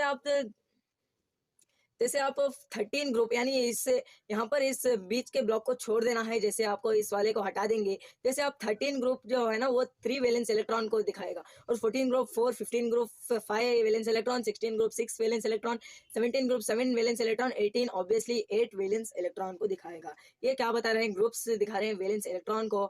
और जो पीरियड्स है ना वो बता रहे हैं ऑर्बिट नंबर, यानी ऑर्बिट कितने हैं इस एटम में, शेल्स कितने हैं इस एटम में, वो पीरियड्स बता रहे हैं। और ग्रुप बता रहे हैं हमें वैलेंस इलेक्ट्रॉन को। तो आप यहाँ से ध्यान रख लेना, अपने दिमाग में रख लेना इन दोनों चीजों को। चलिए आगे बढ़ते हैं, देखते हैं पीरियड्स और एलिमेंट्स में, पीरियड्स और ग्रुप्स में क्या फर्क होता है। जैसे लेफ्ट से राइट को जब हम आएंगे तो यहाँ पर वैलेंस इलेक्ट्रॉन कम हो रहे हैं या फिर कम हो रहे हैं या फिर इंक्रीज हो रहे हैं, उसे देखते हैं। डिक्रीज हो रहे हैं या इंक्रीज हो रहे हैं उसको देखते हैं। जब हम लेफ्ट से राइट को आ रहे होते हैं तो वहां पर वैलेंस इलेक्ट्रॉन ऑब्वियसली ज्यादा हो रहे होते हैं, यानी इंक्रीज हो रहे हैं, क्योंकि वहां पर एटॉमिक नंबर भी ज्यादा होगा, यानी प्रोटॉन्स भी ज्यादा होंगे। जितने प्रोटॉन होते हैं उतने इलेक्ट्रॉन होते हैं, ये तो आप शायद जानते ही होंगे, पिछले क्लासेस में आपने पढ़ा होगा।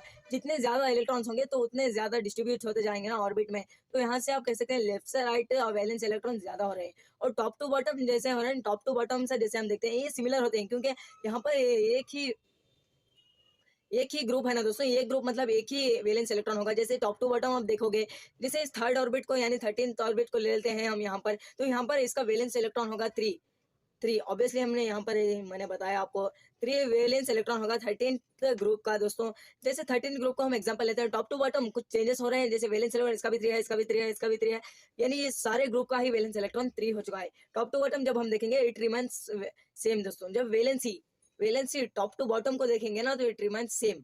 जब आप इसे लेफ्ट से राइट को देखोगे तो ये 1 to 4 से ज्यादा होगा, then it decreases up to 0 हो जाएगा दोस्तों। ये वैलेंसी का मैं बताया। अब देखते हैं एटॉमिक साइज पे थोड़ा ध्यान डालते हैं। एटॉमिक साइज होता क्या है दोस्तों, यानी एटम का साइज। जितने ज्यादा ऑर्बिट्स या फिर सेल्स होंगे उतना बड़ा एटम होगा। जैसे आप हाइड्रोजन का एटम देखिए और कार्बन का देख लीजिए, इसका एटॉमिक नंबर है 1, इसका एटॉमिक नंबर है 6। यहाँ पर सेल्स ज्यादा है, यानी यहाँ पर कार्बन में सेल्स ज्यादा है, यानी 2 सेल्स है। यहाँ पर सिर्फ 1 सेल है, यानी ये बड़ा होगा या ये बड़ा होगा। यानी मैं ये नहीं पूछ रहा कि ये इमेज बड़ी है ये इमेज बड़ी है, मैं एटॉमिक साइज पूछ रहा हूँ। जितने ज्यादा सेल उतना बड़ा एटम, जितने कम सेल उतना बड़ा उतना छोटा एटम दोस्तों। यहाँ पर ऑब्वियसली एटॉमिक साइज इसका हाइड्रोजन का छोटा ही होगा, क्योंकि इसमें सिर्फ 1 सेल ये है दोस्तों। जब हम इसको भी लेफ्ट से राइट को देखेंगे तो यहाँ पर न्यूक्लियस की चार्ज इंक्रीज होता है, तो ये decreases from left to right. Left से राइट से देखेंगे तो ये डिक्रीज होता है। और जब हम बॉक्स टॉप से बॉटम को देखेंगे तो इंक्रीज हो रहा है, क्योंकि यहाँ पर आप देखते हैं हाइड्रोजन का सिर्फ एक छोटा सा एक आइटम है। और नीचे देखते हैं लिथियम, ये थोड़ा उससे बड़ा है, क्योंकि इसमें 2 सेल्स पर ये है दोस्तों। तो उससे थोड़ा नीचे आते हैं सोडियम, तो यहाँ पर आपको पता चल रहा होगा यहाँ पर 3 सेल ऑर्बिट यहाँ पर आपको नजर आ रहे होंगे। तो एटॉमिक साइज को हमने समझ लिया। यहाँ पर मिलते हैं अगली वीडियो में। तो यहाँ पर हमने पूरा चैप्टर को कवर किया है दोस्तों। मिलते हैं अगली वीडियो में। उम्मीद करता हूँ कि आपने यहाँ तक वीडियो देख लिया तो आप एग्जाम में ऑब्वियसली पास तो जरूर हो जाएंगे, लेकिन आउट ऑफ 40 स्कोर करने वाले हो गए। तो आपने अभी तक लाइक नहीं किया तो कर देना, जरूर कर देना। और अगर आपने अभी तक मेरे चैनल को सब्सक्राइब शायद कर दिया होगा लेकिन नहीं किया तो कर देना, क्योंकि मुझे ग्रोथ मिलेगी, एक मोटिवेशन लगेगा कि मेरे सब्सक्राइबर्स मेरा वीडियो देख रहे हैं। तो मिलते हैं अगली वीडियो में, तब तक के लिए बाय।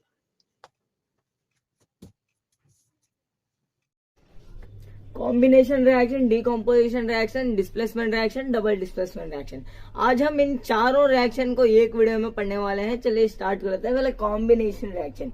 वैसे मैंने कॉम्बिनेशन रिएक्शन पे एक सेपरेट वीडियो बनाई है, आप शायद नहीं देखे होंगे, वो जाकर देख लेना दोस्तों। कॉम्बिनेशन रिएक्शन बड़ा सिंपल रिएक्शन होता है। जैसे समझ लो मेरे पास सिर्फ एक ही प्रोडक्ट है, मतलब आप एक प्रोडक्ट है और एक रिएक्टेंट है। पहले आप प्रोडक्ट क्या होता है, रिएक्टेंट क्या होता है वो देखेगा। एक एरो मार्क है दोस्तों, एरो मार्क के राइट साइड जो है ना, यानी कि राइट साइड जो है वो रिएक्टेंट है, यानी आर आर, यानी राइट साइड रिएक्टेंट है दोस्तों। और लेफ्ट साइड जो है ना, लेफ्ट साइड वो है प्रोडक्ट दोस्तों, जो कि हमें न्यू सब्सटेंस मिल रहा है उसे हम प्रोडक्ट कहते हैं। जैसे अब हम कॉम्बिनेशन रिएक्शन में देखते हैं तो वहां पर जो है ना प्रोडक्ट रिएक्टेंट 2 होते हैं दोस्तों, यानी 2 होते हैं या फिर 2 से ज्यादा होते हैं या तो 2 हो सकते हैं या तो 3 हो सकता है, ऐसे कुछ होता है कॉम्बिनेशन रिएक्शन में। जब 2 या 2 और more reactant combine to form a single product is called as combination reaction. Definition में यहाँ पर स्क्रीन पे दे रहा हूँ, आप कॉपी कर लेना अपने नोट्स में। तो जल्दी से स्क्रीनशॉट कर लिया तो आप देखते हैं। जैसे एग्जांपल ले लेते हैं हम, जो कार्बन डाइऑक्साइड आप जानते होंगे ना, कार्बन डाइऑक्साइड में देखेंगे तो C यानी कार्बन होता है C प्लस O2 यानी हमारा oxygen. Carbon plus oxygen react करके हमें क्या मिल रहा है, आखिरी प्रोडक्ट वो है कार्बन डाइऑक्साइड दोस्तों। यानी यहाँ पर 2 रिएक्टेंट थे, सिर्फ एक प्रोडक्ट मिल रहा है, तो ये क्या हो जाएगा, कॉम्बिनेशन रिएक्शन हो जाएगा। जैसे दूसरा लेते हैं, जैसे वाटर को ले लेते हैं, H2 यानी हाइड्रोजन के 2 आइटम और ऑक्सीजन। हाइड्रोजन और ऑक्सीजन मिलके हमें क्या मिल रहा है दोस्तों, वो मिल रहा है हमें वाटर दोस्तों, यानी H2O। यहाँ पर 2 रिएक्टेंट थे, सिंगल प्रोडक्ट मिल रहा है, तो उसी को हम कहेंगे कॉम्बिनेशन रिएक्शन। तो अब देखते हैं मजेदार रिएक्शन जिसका नाम है डीकम्पोजिशन रिएक्शन। दोस्तों डीकम्पोजिशन रिएक्शन एकदम कॉम्बिनेशन का पूरा उल्टा है दोस्तों, यानी आप ऑपोजिट समझ सकते हैं इसको। तो जैसे मैं आपको एग्जांपल दिया था मैंने कार्बन डाइऑक्साइड का, यहाँ पर 2 रिएक्टेंट थे लेकिन यहाँ पर दोस्तों डीकम्पोजिशन रिएक्शन में सिर्फ सिंगल रिएक्टेंट होता है, यानी कि सिंगल रिएक्टेंट हमें क्या देगा, 2 से ज्यादा प्रोडक्ट देगा। यानी सिंगल रिएक्टेंट 2 से ज्यादा प्रोडक्ट दे रहा है तो डीकम्पोजिशन रिएक्शन हो जाएगा। जैसे एग्जाम्पल लेते हैं, नहीं उससे पहले डेफिनेशन लेते हैं, क्योंकि एग्जाम आपके बहुत करीब होंगे। पहले डेफिनेशन लिख लेना। डेफिनेशन ले लिया, a single reactant decompose to form a 2 और more product is called as a decomposition reaction. 1 marks का आंसर है दोस्तों, या फिर आप ज्यादा मार्क्स के लिए पूछा है तो आप काफी लंबा लिख सकते हो या एग्जाम्पल के साथ लिख सकते हो। जैसे एग्जाम्पल ले लेते हैं NaCl, जो कि टाटा साल्ट आप जानते होंगे। ये टाटा साल्ट क्या करेगा, NaCl ये डिकम्पोज होगा और Na अलग हो जाएगा और Cl अलग हो जाएगा दोस्तों, यानी 2 डिफरेंट हो जाएंगे। 2 डिफरेंट एलिमेंट अपने अपने शक्ल में आ जाएंगे। जैसे सोडियम क्लोराइड बन रहा है, क्या यहाँ पर Na बन रहा है प्लस Cl बन रहा है, यानी 2 रिएक्टेंट हमें यहाँ पर बन रहे हैं, तो इसको हम कहते हैं डीकम्पोजिशन रिएक्शन। चलिए और एक एग्जाम्पल ले लेते हैं। कैल्शियम कार्बोनेट CaCO3 जब हम इसको हीट करेंगे, यानी यहाँ पर हमें खुद एनर्जी डालनी पड़ रही है, तो एनर्जी डालने वाले को हम कहते हैं एंडोथर्मिक रिएक्शन। आप ये पॉइंट अपने नोट्स में लिख लेना, decomposition reactions are endothermic reaction, क्योंकि हमें यहाँ पर खुद एनर्जी डालनी पड़ रही है। कोई एनर्जी के बिना यहाँ पर रिएक्शन नहीं होगी। जैसे अब हम हीट करें, यानी हम इसको हीट एनर्जी देते हैं, यानी कैल्शियम कार्बोनेट को जब हम हीट एनर्जी देंगे तो वहां पर क्या होगा, calcium oxide plus carbon dioxide बन जाएगा, यानी CaCO3 gives CaO plus CO2। यानी समझ गए होंगे, यहाँ पर एक रिएक्टेंट था, दो या फिर दो से ज्यादा भी मिल सकते हैं हमें डिकम्पोज होके। तो यहाँ पर मैं डिकम्पोजिशन को, यहाँ पर डिस्प्लेसमेंट को जाने से पहले आपको 3 पॉइंट मतलब 3 रिएक्शन और भी बता देता हूँ, जैसे इलेक्ट्रोलाइसिस, फोटोलाइसिस और थर्मल लाइसिस। तो थर्मल लाइसिस जो है ना, जैसे हमने देखा CaCO3 हमें क्या मिल रहा है, कैल्शियम ऑक्साइड और कार्बन डाइऑक्साइड दे रहा है। तो वहां पर ही दोस्तों, वहां पर हमें कोई एनर्जी डालना पड़ रहा है। कौन सी एनर्जी है मुझे कमेंट में बता देना। वो एनर्जी है दोस्तों जो कि हमें डालनी पड़ रही थी उस रिएक्शन में, यानी कि इस रिएक्शन में डालनी पड़ रही थी, वो हीट एनर्जी। तो हीट एनर्जी का सिंबल कुछ ऐसा होता है, यानी ट्रायंगल, इसे मैथ्स में ट्रायंगल कहते हैं। यहाँ पर हीट एनर्जी, ये फिर आप एरो मार के ऊपर या फिर नीचे लगा के इसे मोर दोस्तों ज्यादा इंफॉर्मेशन आप दे सकते हो केमिकल रिएक्शन में। तो ये ट्रायंगल जब आएगा ना तो थर्मल हो जाएगा, यानी हीट एनर्जी डालनी पड़ रहा है। थर्मल मतलब हीट, लाइसिस मतलब ब्रेक डाउन, यानी हीट से ब्रेक डाउन हो रहा है, तो वो थर्मल लाइसिस है। और फोटोलाइसिस, फोटो तो आप जानते होंगे, कुछ ऐसे इंस्टा में धमाल मचाने वाले फोटो नहीं दोस्तों। केमिस्ट्री में फोटो का मतलब होता है कोई लाइट। दोस्तों लाइट का मतलब सिर्फ आपके घर के लाइट नहीं, सनलाइट भी हो सकता है और कोई दूसरा लाइट भी हो सकता है। जैसे मेरे सामने लाइट है वो भी हो सकता है। जैसे आपने टॉनिक के बॉटल या फिर सिरप के बॉटल में देखा होगा कि वहां पर उसकी जो कवरिंग होती है ना, वो कॉफी कलर या फिर डार्क ब्राउन कलर में होती है। क्यों होती है? क्योंकि उसके अंदर रिएक्टेंट ना हो, कोई रिएक्शन ना हो, इसलिए वो कॉफी या फिर दूसरे कलर में होती है। दोस्तों इसको हम कह सकते हैं फोटोलाइसिस, यानी फोटो मतलब लाइट और लाइसिस मतलब ब्रेकडाउन। जैसे हम फोटोलाइसिस का एक एग्जांपल ले लेते हैं, AgCl। दोस्तों AgCl जब हमें इसको हम सनलाइट में रखेंगे तो हमें क्या देगा, Ag दे देगा।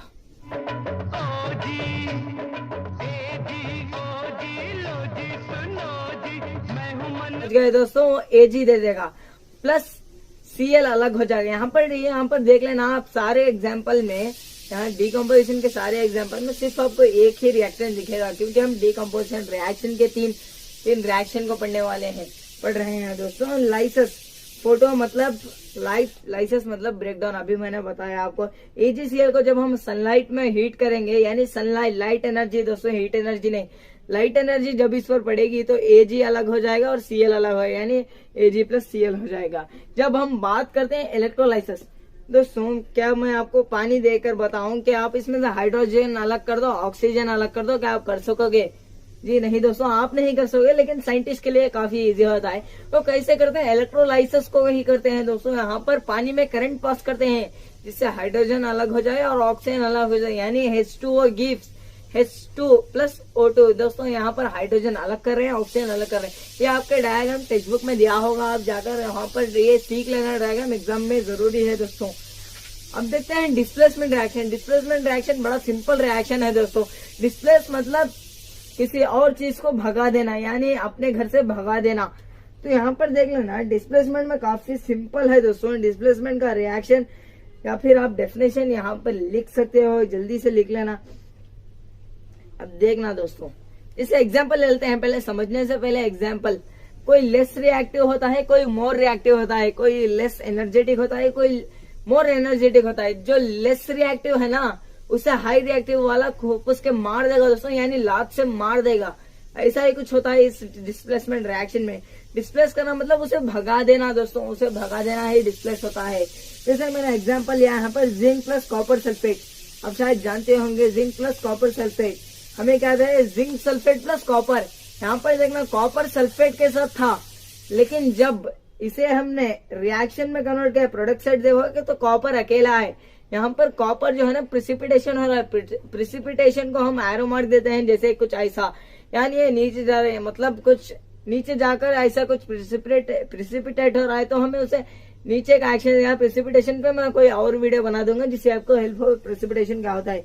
यहाँ पर देख लेना, जिंक जो अकेला था कॉपर सल्फेट के साथ मिला हुआ था। जब प्रोडक्ट साइड में देखेंगे तो जिंक सल्फेट के साथ है और कॉपर अकेला है, और प्रिसिपिटेशन कॉपर प्रिसिपिटेशन होके नीचे चला गया है, इसे हम कहते हैं डिस्प्लेसमेंट रिएक्शन।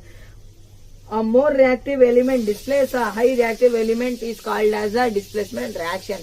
अब इसी का प्लूरल फॉर्म, जैसे डिस्प्लेसमेंट रिएक्शन का प्लूरल फॉर्म देख लेते हैं तो वह डबल डिस्प्लेसमेंट रिएक्शन। यहाँ पर सिर्फ एक डिस्प्लेसमेंट हो रहा था, उसे डिस्प्लेसमेंट रिएक्शन कह रहे थे। अब यहाँ पर डबल डिस्प्लेसमेंट रिएक्शन हो, उसको क्या कहते हैं दोस्तों, displace mutual exchange of ion take place. यहाँ पर जो है ना आयॉन्स का एक्सचेंज हो रहा है, तो यहाँ पर ऐसे कुछ होता है दोस्तों डबल डिस्प्लेसमेंट रिएक्शन में।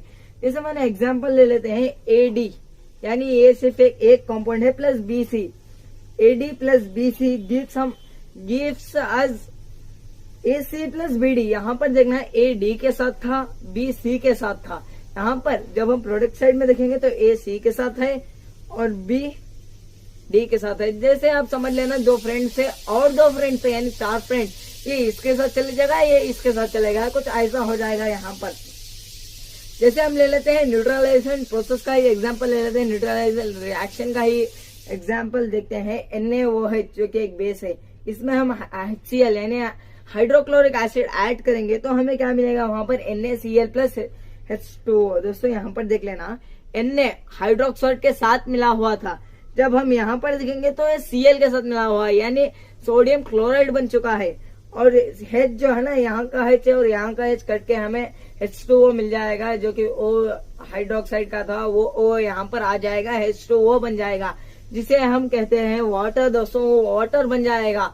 तो हम दूसरे एग्जांपल में आप काफी सारे लिख सकते हो, जैसे ये लिख लेना, और बाकी कुछ आप काफी सारा लिख सकते हो। जैसे मैंने 10 मिनट्स में सारी वीडियो को कवर कर दिया है, तो मेरे चैनल को अभी कभी सब्सक्राइब कर देना और फिर तो हेलो दोस्तों, welcome to our new video. तो आज हम यहाँ पर पढ़ने वाले हैं केमिस्ट्री का चैप्टर है दोस्तों। केमिस्ट्री का सबसे मजेदार चैप्टर है। वैसे केमिकल रिएक्शन इक्वेशन को हम पढ़ चुके हैं, तो काफी सिंपल सा एक लेसन बन जाता है। और आपने पीरियोडिक टेबल को भी पढ़ा होगा, शायद नहीं पढ़ा तो यहाँ पर आई बटन पर वीडियो है, उसे जाकर देख लेना। तो पहले लेसन का नाम पर फोकस कर देंगे, कार्बन एंड इट्स कॉम्पाउंड। दोस्तों कार्बन को सिर्फ हम क्यों यहाँ पर पढ़ने वाले, वैसे 118 एलिमेंट्स हैं यहाँ पर जो हमें पता है, लेकिन हम सिर्फ कार्बन को पढ़ने वाले हैं। क्यों इतना कार्बन स्पेशल है वो देखेंगे, क्यों कार्बन यूनिक है वो देखेंगे, इसके रीजन देखेंगे क्यों ये इतना यूनिक है। तो यहाँ पर पहले कार्बन के एटम को देख लेते हैं। पहले मैं आपको 9th स्टैंडर्ड में शायद आपने पढ़ा होगा, एटम को तो आपने पढ़ा ही होगा, जरूर पढ़ा होगा 9th स्टैंडर्ड में, एटम एंड स्ट्रक्चर। दोस्तों ये एटम है, कार्बन का एटम है। यहाँ पर आप ध्यान से देखो ना, ये कार्बन के एटम में कुछ आपको नजर आ रहा होगा। ये जो ग्रीन कलर है ना दोस्तों, एक ग्रीन कलर जो जिसे आप कहेंगे प्रोटॉन है, और रेड कलर को आप कहोगे न्यूट्रॉन, और जो रिंग्स में घूम रहे हैं ना, इसको हम कहेंगे इलेक्ट्रॉन। क्या कहेंगे, इलेक्ट्रॉन, यानी न्यूट्रॉन प्रोटॉन इलेक्ट्रॉन। जो न्यूट्रॉन होते हैं ना वो इलेक्ट्रिकली न्यूट्रल होते हैं, उसमें कोई चार्ज नहीं होता। जो प्रोटॉन होते हैं ना वो पॉजिटिवली चार्ज होते हैं, और जो इलेक्ट्रॉन होते हैं वो नेगेटिवली चार्ज होते हैं। तो यहाँ से आप तीन चीजें होते हैं एटम में, ये शायद आपने पढ़ा होगा, फिर से एक बार रिवाइज कर लिया है हमने। अब देखते हैं कार्बन के आइटम को, देखते हैं कार्बन का आइटम यहाँ पर आपको दिख रहा होगा। इस कार्बन के आइटम में आप ध्यान से देखो ना, यहाँ पर 6 प्रोटॉन है जो कि बीच में घूम रहे हैं। इस बीच वाले ऑब्जेक्ट को क्या कहते हैं, बीच वाले एरिया को कहते हैं न्यूक्लियस। दोस्तों क्या कहते हैं, न्यूक्लियस। न्यूक्लियस में सिर्फ दो ही चीजें होती हैं, और एटम में 3 चीजें होती हैं। न्यूक्लियस में जो 2 चीजें होती है ना, वो है न्यूट्रॉन और प्रोटॉन। यहाँ पर इलेक्ट्रॉन रिंग्स में घूम रहे हैं, और जो एरिया में इस न्यूक्लियस में जो होते हैं ना, वो सिर्फ 2 ही चीजें होती हैं, या तो ये प्रोटॉन और न्यूट्रॉन होते हैं। जो ग्रीन कलर में दिख रहा है वो न्यूट्रॉन है, और रेड कलर में जो दिख रहा है वो प्रोटॉन है दोस्तों। और जो रिंग्स में घूम रहा है ना इलेक्ट्रॉन, सारा खेल यहाँ से स्टार्ट होता है। इलेक्ट्रॉन को आप माइंड में बिठा लो। वैसे यहाँ पर इंट्रोडक्शन लेते हैं कार्बन की। सबसे पहले इस कंपाउंड को हटा लेते हैं, कार्बन को देखते हैं। कार्बन का यहाँ पर आइटम कहीं पर साइड में रख देते हैं। इसका एटॉमिक नंबर है 6। क्यों इसका एटॉमिक नंबर है 6, क्योंकि इसमें 6 प्रोटॉन एंड 6 इलेक्ट्रॉन है, यानी इक्वल होते हैं। प्रोटॉन और इलेक्ट्रॉन एकदम इक्वल होते हैं। यहाँ पर 6 प्रोटॉन भी है और 6 इलेक्ट्रॉन भी है दोस्तों। Also it has 6 neutron, so it mass number became 12 है दोस्तों। मास नंबर किसे कहते हैं? The number of proton plus neutron is the mass number. दोस्तों मास नंबर उसे कहते हैं जो प्रोटॉन है ना, प्रोटॉन और न्यूट्रॉन को, यानी न्यूक्लियस में जितने सारे चीजें हैं उसका एडिशन को कहते हैं हम मास नंबर। दोस्तों मास नंबर आपको समझ में आ गया हो। यहाँ पर 6 इलेक्ट्रॉन है और 6 प्रोटॉन है, यानी दो भी 6 है, 6 + 6 = 12। यहाँ पर इसका मास नंबर बन जाता है 12। और इलेक्ट्रॉनिक कॉन्फ़िगरेशन, दोस्तों इलेक्ट्रॉनिक कॉन्फ़िगरेशन शायद आपने 9th स्टैंडर्ड में पढ़ा होगा, स्ट्रक्चर ऑफ एटम में। ये कमाल का लेसन था, इसमें सारा की सारी केमिस्ट्री छपी हुई थी। लेकिन देखते हैं यहाँ पर भी थोड़ा रिवाइज कर लेते हैं। इलेक्ट्रॉनिक कॉन्फ़िगरेशन, दोस्तों इलेक्ट्रॉनिक कॉन्फ़िगरेशन क्या होता है? ये जो इलेक्ट्रॉन डिस्ट्रीब्यूटर है, जैसे एटम में पहले शेल, इस रिंग को कहते हैं शेल। पहले शेल में जो है ना वो शेल कह सकते हैं या फिर ऑर्बिट कह सकते हैं। पहले शेल में तो यहाँ पर 4 2 हैं, 2 इलेक्ट्रॉन घूम रहे हैं, और दूसरी शेल में जो है ना वो 4 घूम रहे हैं ऐसे। तो कैसे घूम रहे हैं? क्या ये चुप ऐसे ही जाकर स्विच होते हैं? नहीं दोस्तों, इनके लिए एक मैजिकल फॉर्मूला बना है। ये फॉर्मूले का नाम है 2n²। यानी n यहाँ पर जो होगा ना वो नंबर ऑफ ऑर्बिट या फिर नंबर ऑफ शेल। दोस्तों इतना तो आपको समझ में आएगा, 2n²। अब जैसे आप इस फॉर्मूला को डालकर एक एक ऑर्बिट को करते जाओगे ना तो कुछ ऐसा आपके पास आएगा। जैसे हम पहली ऑर्बिट का ले लेते हैं 2n²। इसे फॉर्मूला अप्लाई करते हैं, 2 का 2 वही लिख लेते हैं, और फिर n की जगह नंबर 1 या 2 हमें आंसर मिलेगा दोस्तों। यानी फर्स्ट ऑर्बिट में सिर्फ 2 ही इलेक्ट्रॉन स्विच हो सकते हैं, उससे ज्यादा नहीं हो सकते, ये बात आप ध्यान रखना। और सेकेंड ऑर्बिट को जब हम ये फॉर्मूला अप्लाई करेंगे 2n², 2 का स्क्वायर हो जाएगा 4, 4 × 2 = 8। यानी सेकेंड इलेक्ट्रॉन में 8 स्विच हो सकते हैं, 8। यानी यहाँ पर 8। और थर्ड ऑर्बिट में जो हो सकते हैं ना वो भी देख लेते हैं। जब हम थर्ड ऑर्बिट को फॉर्मूला अप्लाई करते हैं ना 18 आता है आंसर। यानी थर्ड ऑर्बिट में 18 इलेक्ट्रॉन स्विच हो सकते हैं इजीली, 18 दोस्तों 18। और फोर्थ ऑर्बिट में 32 शायद, फोर्थ ऑर्बिट में 32 और फिफ्थ ऑर्बिट में 50। इतना याद रख लेना, कार्बन लेसन आराम से आपके लिए इजी हो जाएगा। और इसका कार्बन का इलेक्ट्रॉनिक कॉन्फ़िगरेशन है 2,4। क्योंकि यहाँ पर देख लेना कार्बन का स्ट्रक्चर देख लेना पहले। यहाँ पर फर्स्ट ऑर्बिट में जो है ना वहां सिर्फ 2 ही है, यानी 2 लिख लेंगे। और सेकेंड ऑर्बिट को देखेंगे, सेकेंड ऑर्बिट में कितने हैं? 4 इलेक्ट्रॉन घूम रहे हैं, तो हम वहां पर 4 लिख लेते हैं, 2,4 हो गया। अब वैलेंस इलेक्ट्रॉन क्या होता है दोस्तों? Valence electron is the outermost orbit electron. यानी ऑर्बिट्स होते हैं ना कुछ ऐसे, ऑर्बिट्स बहुत सारे होते हैं दोस्तों। वैसे ऑर्बिट हमने पीरियोडिक टेबल में देखा है। कितने ऑर्बिट होते हैं दोस्तों? 7 ऑर्बिट्स होते हैं। हर एक एटम लास्ट फाइनल ऑर्बिट होता है 7, जैसे हमने देखा होगा। तो यहाँ पर ऑर्बिट देख लेना, ऑर्बिट में सबसे आखिरी जो ऑर्बिट है, यानी सबसे लास्ट, इस लास्ट ऑर्बिट में कितने इलेक्ट्रॉन घूम रहे हैं उसी को तो कहते हैं वैलेंस इलेक्ट्रॉन। मतलब यहाँ पर 4 वैलेंस इलेक्ट्रॉन है। क्यों? यहाँ पर सेकेंड ऑर्बिट ही इसकी लास्ट ऑर्बिट है, इससे आगे ऑर्बिट नहीं है, क्योंकि कार्बन को जरूरत नहीं है इससे आगे ऑर्बिट की। तो यहाँ पर 4 हो गया इसका valence electron.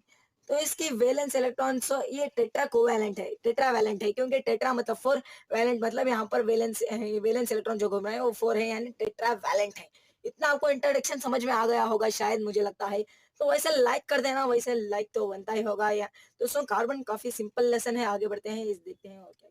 Y carbon is so important. दोस्तों कार्बन क्यों इतना जरूरी है? क्या है इसके बिना हम नहीं जी सकते?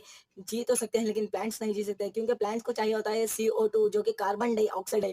इसमें भी कार्बन फाउंड होता है। Why carbon is so important. दोस्तों अब देखते हैं, पॉइंट टू पॉइंट देखेंगे। It is main element present in all living organism. ये मेन एलिमेंट है जो हर लिविंग ऑर्गेनिज्म में होता है। इसे 118 एलिमेंट है, यहाँ पर आप देख सकते हैं। इन 118 एलिमेंट, कुछ हम पोटेशियम को लेते हैं। क्या पोटेशियम हर लिविंग ऑर्गेनिज्म में होता है? नहीं होता है। जैसे सिलिकॉन को देखते हैं, सिलिकॉन हर लिविंग ऑर्गेनिज्म में होता है? नहीं होता है दोस्तों। लेकिन कार्बन हर लिविंग ऑर्गेनिज्म में होता है, हर लिविंग ऑर्गेनिज्म। मतलब वो समझ सकते हो कि कार्बन क्यों इतना इंपॉर्टेंट है। Almost all fuel that we use are made up of carbon. ये तो आप जानते होंगे। जैसे अब हमारी ट्रेन चल रही है, ये जो प्लेन उड़ रहे हैं, जैसे आप यहाँ पर सारे व्हीकल्स को देख सकते हैं, सारे व्हीकल आज चल रहे हैं, तो इसका जिम्मेदार है कार्बन। क्यों? कार्बन से ही ये फ्यूल सब बने हुए हैं। कार्बन दोस्तों, कार्बन इतना जरूरी है। Other organic substance like carbohydrate, protein, fat, alcohol, vinegar, glucose contain carbon. ये सब जो है ना, carbohydrate, protein, fat, alcohol, vinegar, glucose, ये सब कंटेन करते हैं क्या? कार्बन को कंटेन करते हैं दोस्तों। और एक सबसे जरूरी चीज जो हम जरूर यूज करते हैं वो है प्लास्टिक। दोस्तों प्लास्टिक सबसे ज्यादा हम यूज कर रहे हैं इंडिया में। तो प्लास्टिक जो है ना वो भी कार्बन से बना होता है, शायद आपको नहीं पता था। और एक चीज आपने शायद पढ़ी होगी, ये पे पेंसिल जो है ना, आप जब बच्चे लिखते हैं, ये बच्चों के लिए काफी इंपॉर्टेंट है, क्योंकि पेंसिल में जब लिखते हैं ना, पेंसिल के आप निब देखोगे जो कि ग्रे या डार्क ग्रे कलर में होता है, वो भी कार्बन से बनी है। उसका नाम क्या है दोस्तों? ग्राफाइट। और जो थोड़ा पीछे जाते हैं, कुछ मुगल डायनास्टी में जाते हैं, तो वहां पर ये डायमंड यूज किए जाते थे। डायमंड आज भी मिलते हैं दोस्तों दुनिया में, लेकिन डायमंड जो है ना ये भी प्योर कार्बन से बना हुआ है। लेकिन यहाँ पर देख लेना, यहाँ पर ग्राफाइट जो है ना वो इलेक्ट्रिसिटी को कंडक्ट करता है, लेकिन इसमें इलेक्ट्रिसिटी पास कर सकते हैं, लेकिन यहाँ पर डायमंड में नहीं कर सकते। क्यों नहीं कर सकते आगे हम पढ़ेंगे अगले वीडियो में। तो what is uniqueness in carbon? दोस्तों यूनिक क्यों है carbon? It can form huge number of carbon. The number of और carbon compound is greater than the non carbon compound. आप यहाँ पर एक जगह पर कार्बन कंपाउंड रख लो और यहाँ पर सारे के सारे 117 नॉन कार्बन एलिमेंट्स को रख लो, कंपाउंड्स को रख लो, तो यहाँ पर कार्बन का जो है ना वही ज्यादा आएगा, वही ग्रेटर आएगा। यहाँ पर 117 है, लेकिन यहाँ पर सिर्फ एक कार्बन के कंपाउंड्स हैं, लेकिन यही ज्यादा आएगा, इसलिए कार्बन इतना जरूरी है। So organically chemistry study as a separate branch of chemistry. आप जानते होंगे केमिस्ट्री के 3 ब्रांच हैं, इनऑर्गेनिक केमिस्ट्री, ऑर्गेनिक केमिस्ट्री, और एक ब्रांच आता है जो ऑर्गेनिक केमिस्ट्री है ना, वो सिर्फ कार्बन को ही पढ़ा जाता है, कार्बन को ही सिर्फ पढ़ने का नाम है ऑर्गेनिक केमिस्ट्री। जो लेसन आपके शायद ऑर्गेनिक केमिस्ट्री में है दोस्तों। अब देखते हैं आगे कार्बन में और क्या चीजें हो रही हैं, उसे देखते हैं हम अगले वीडियो में। तब तक के लिए बाय बाय।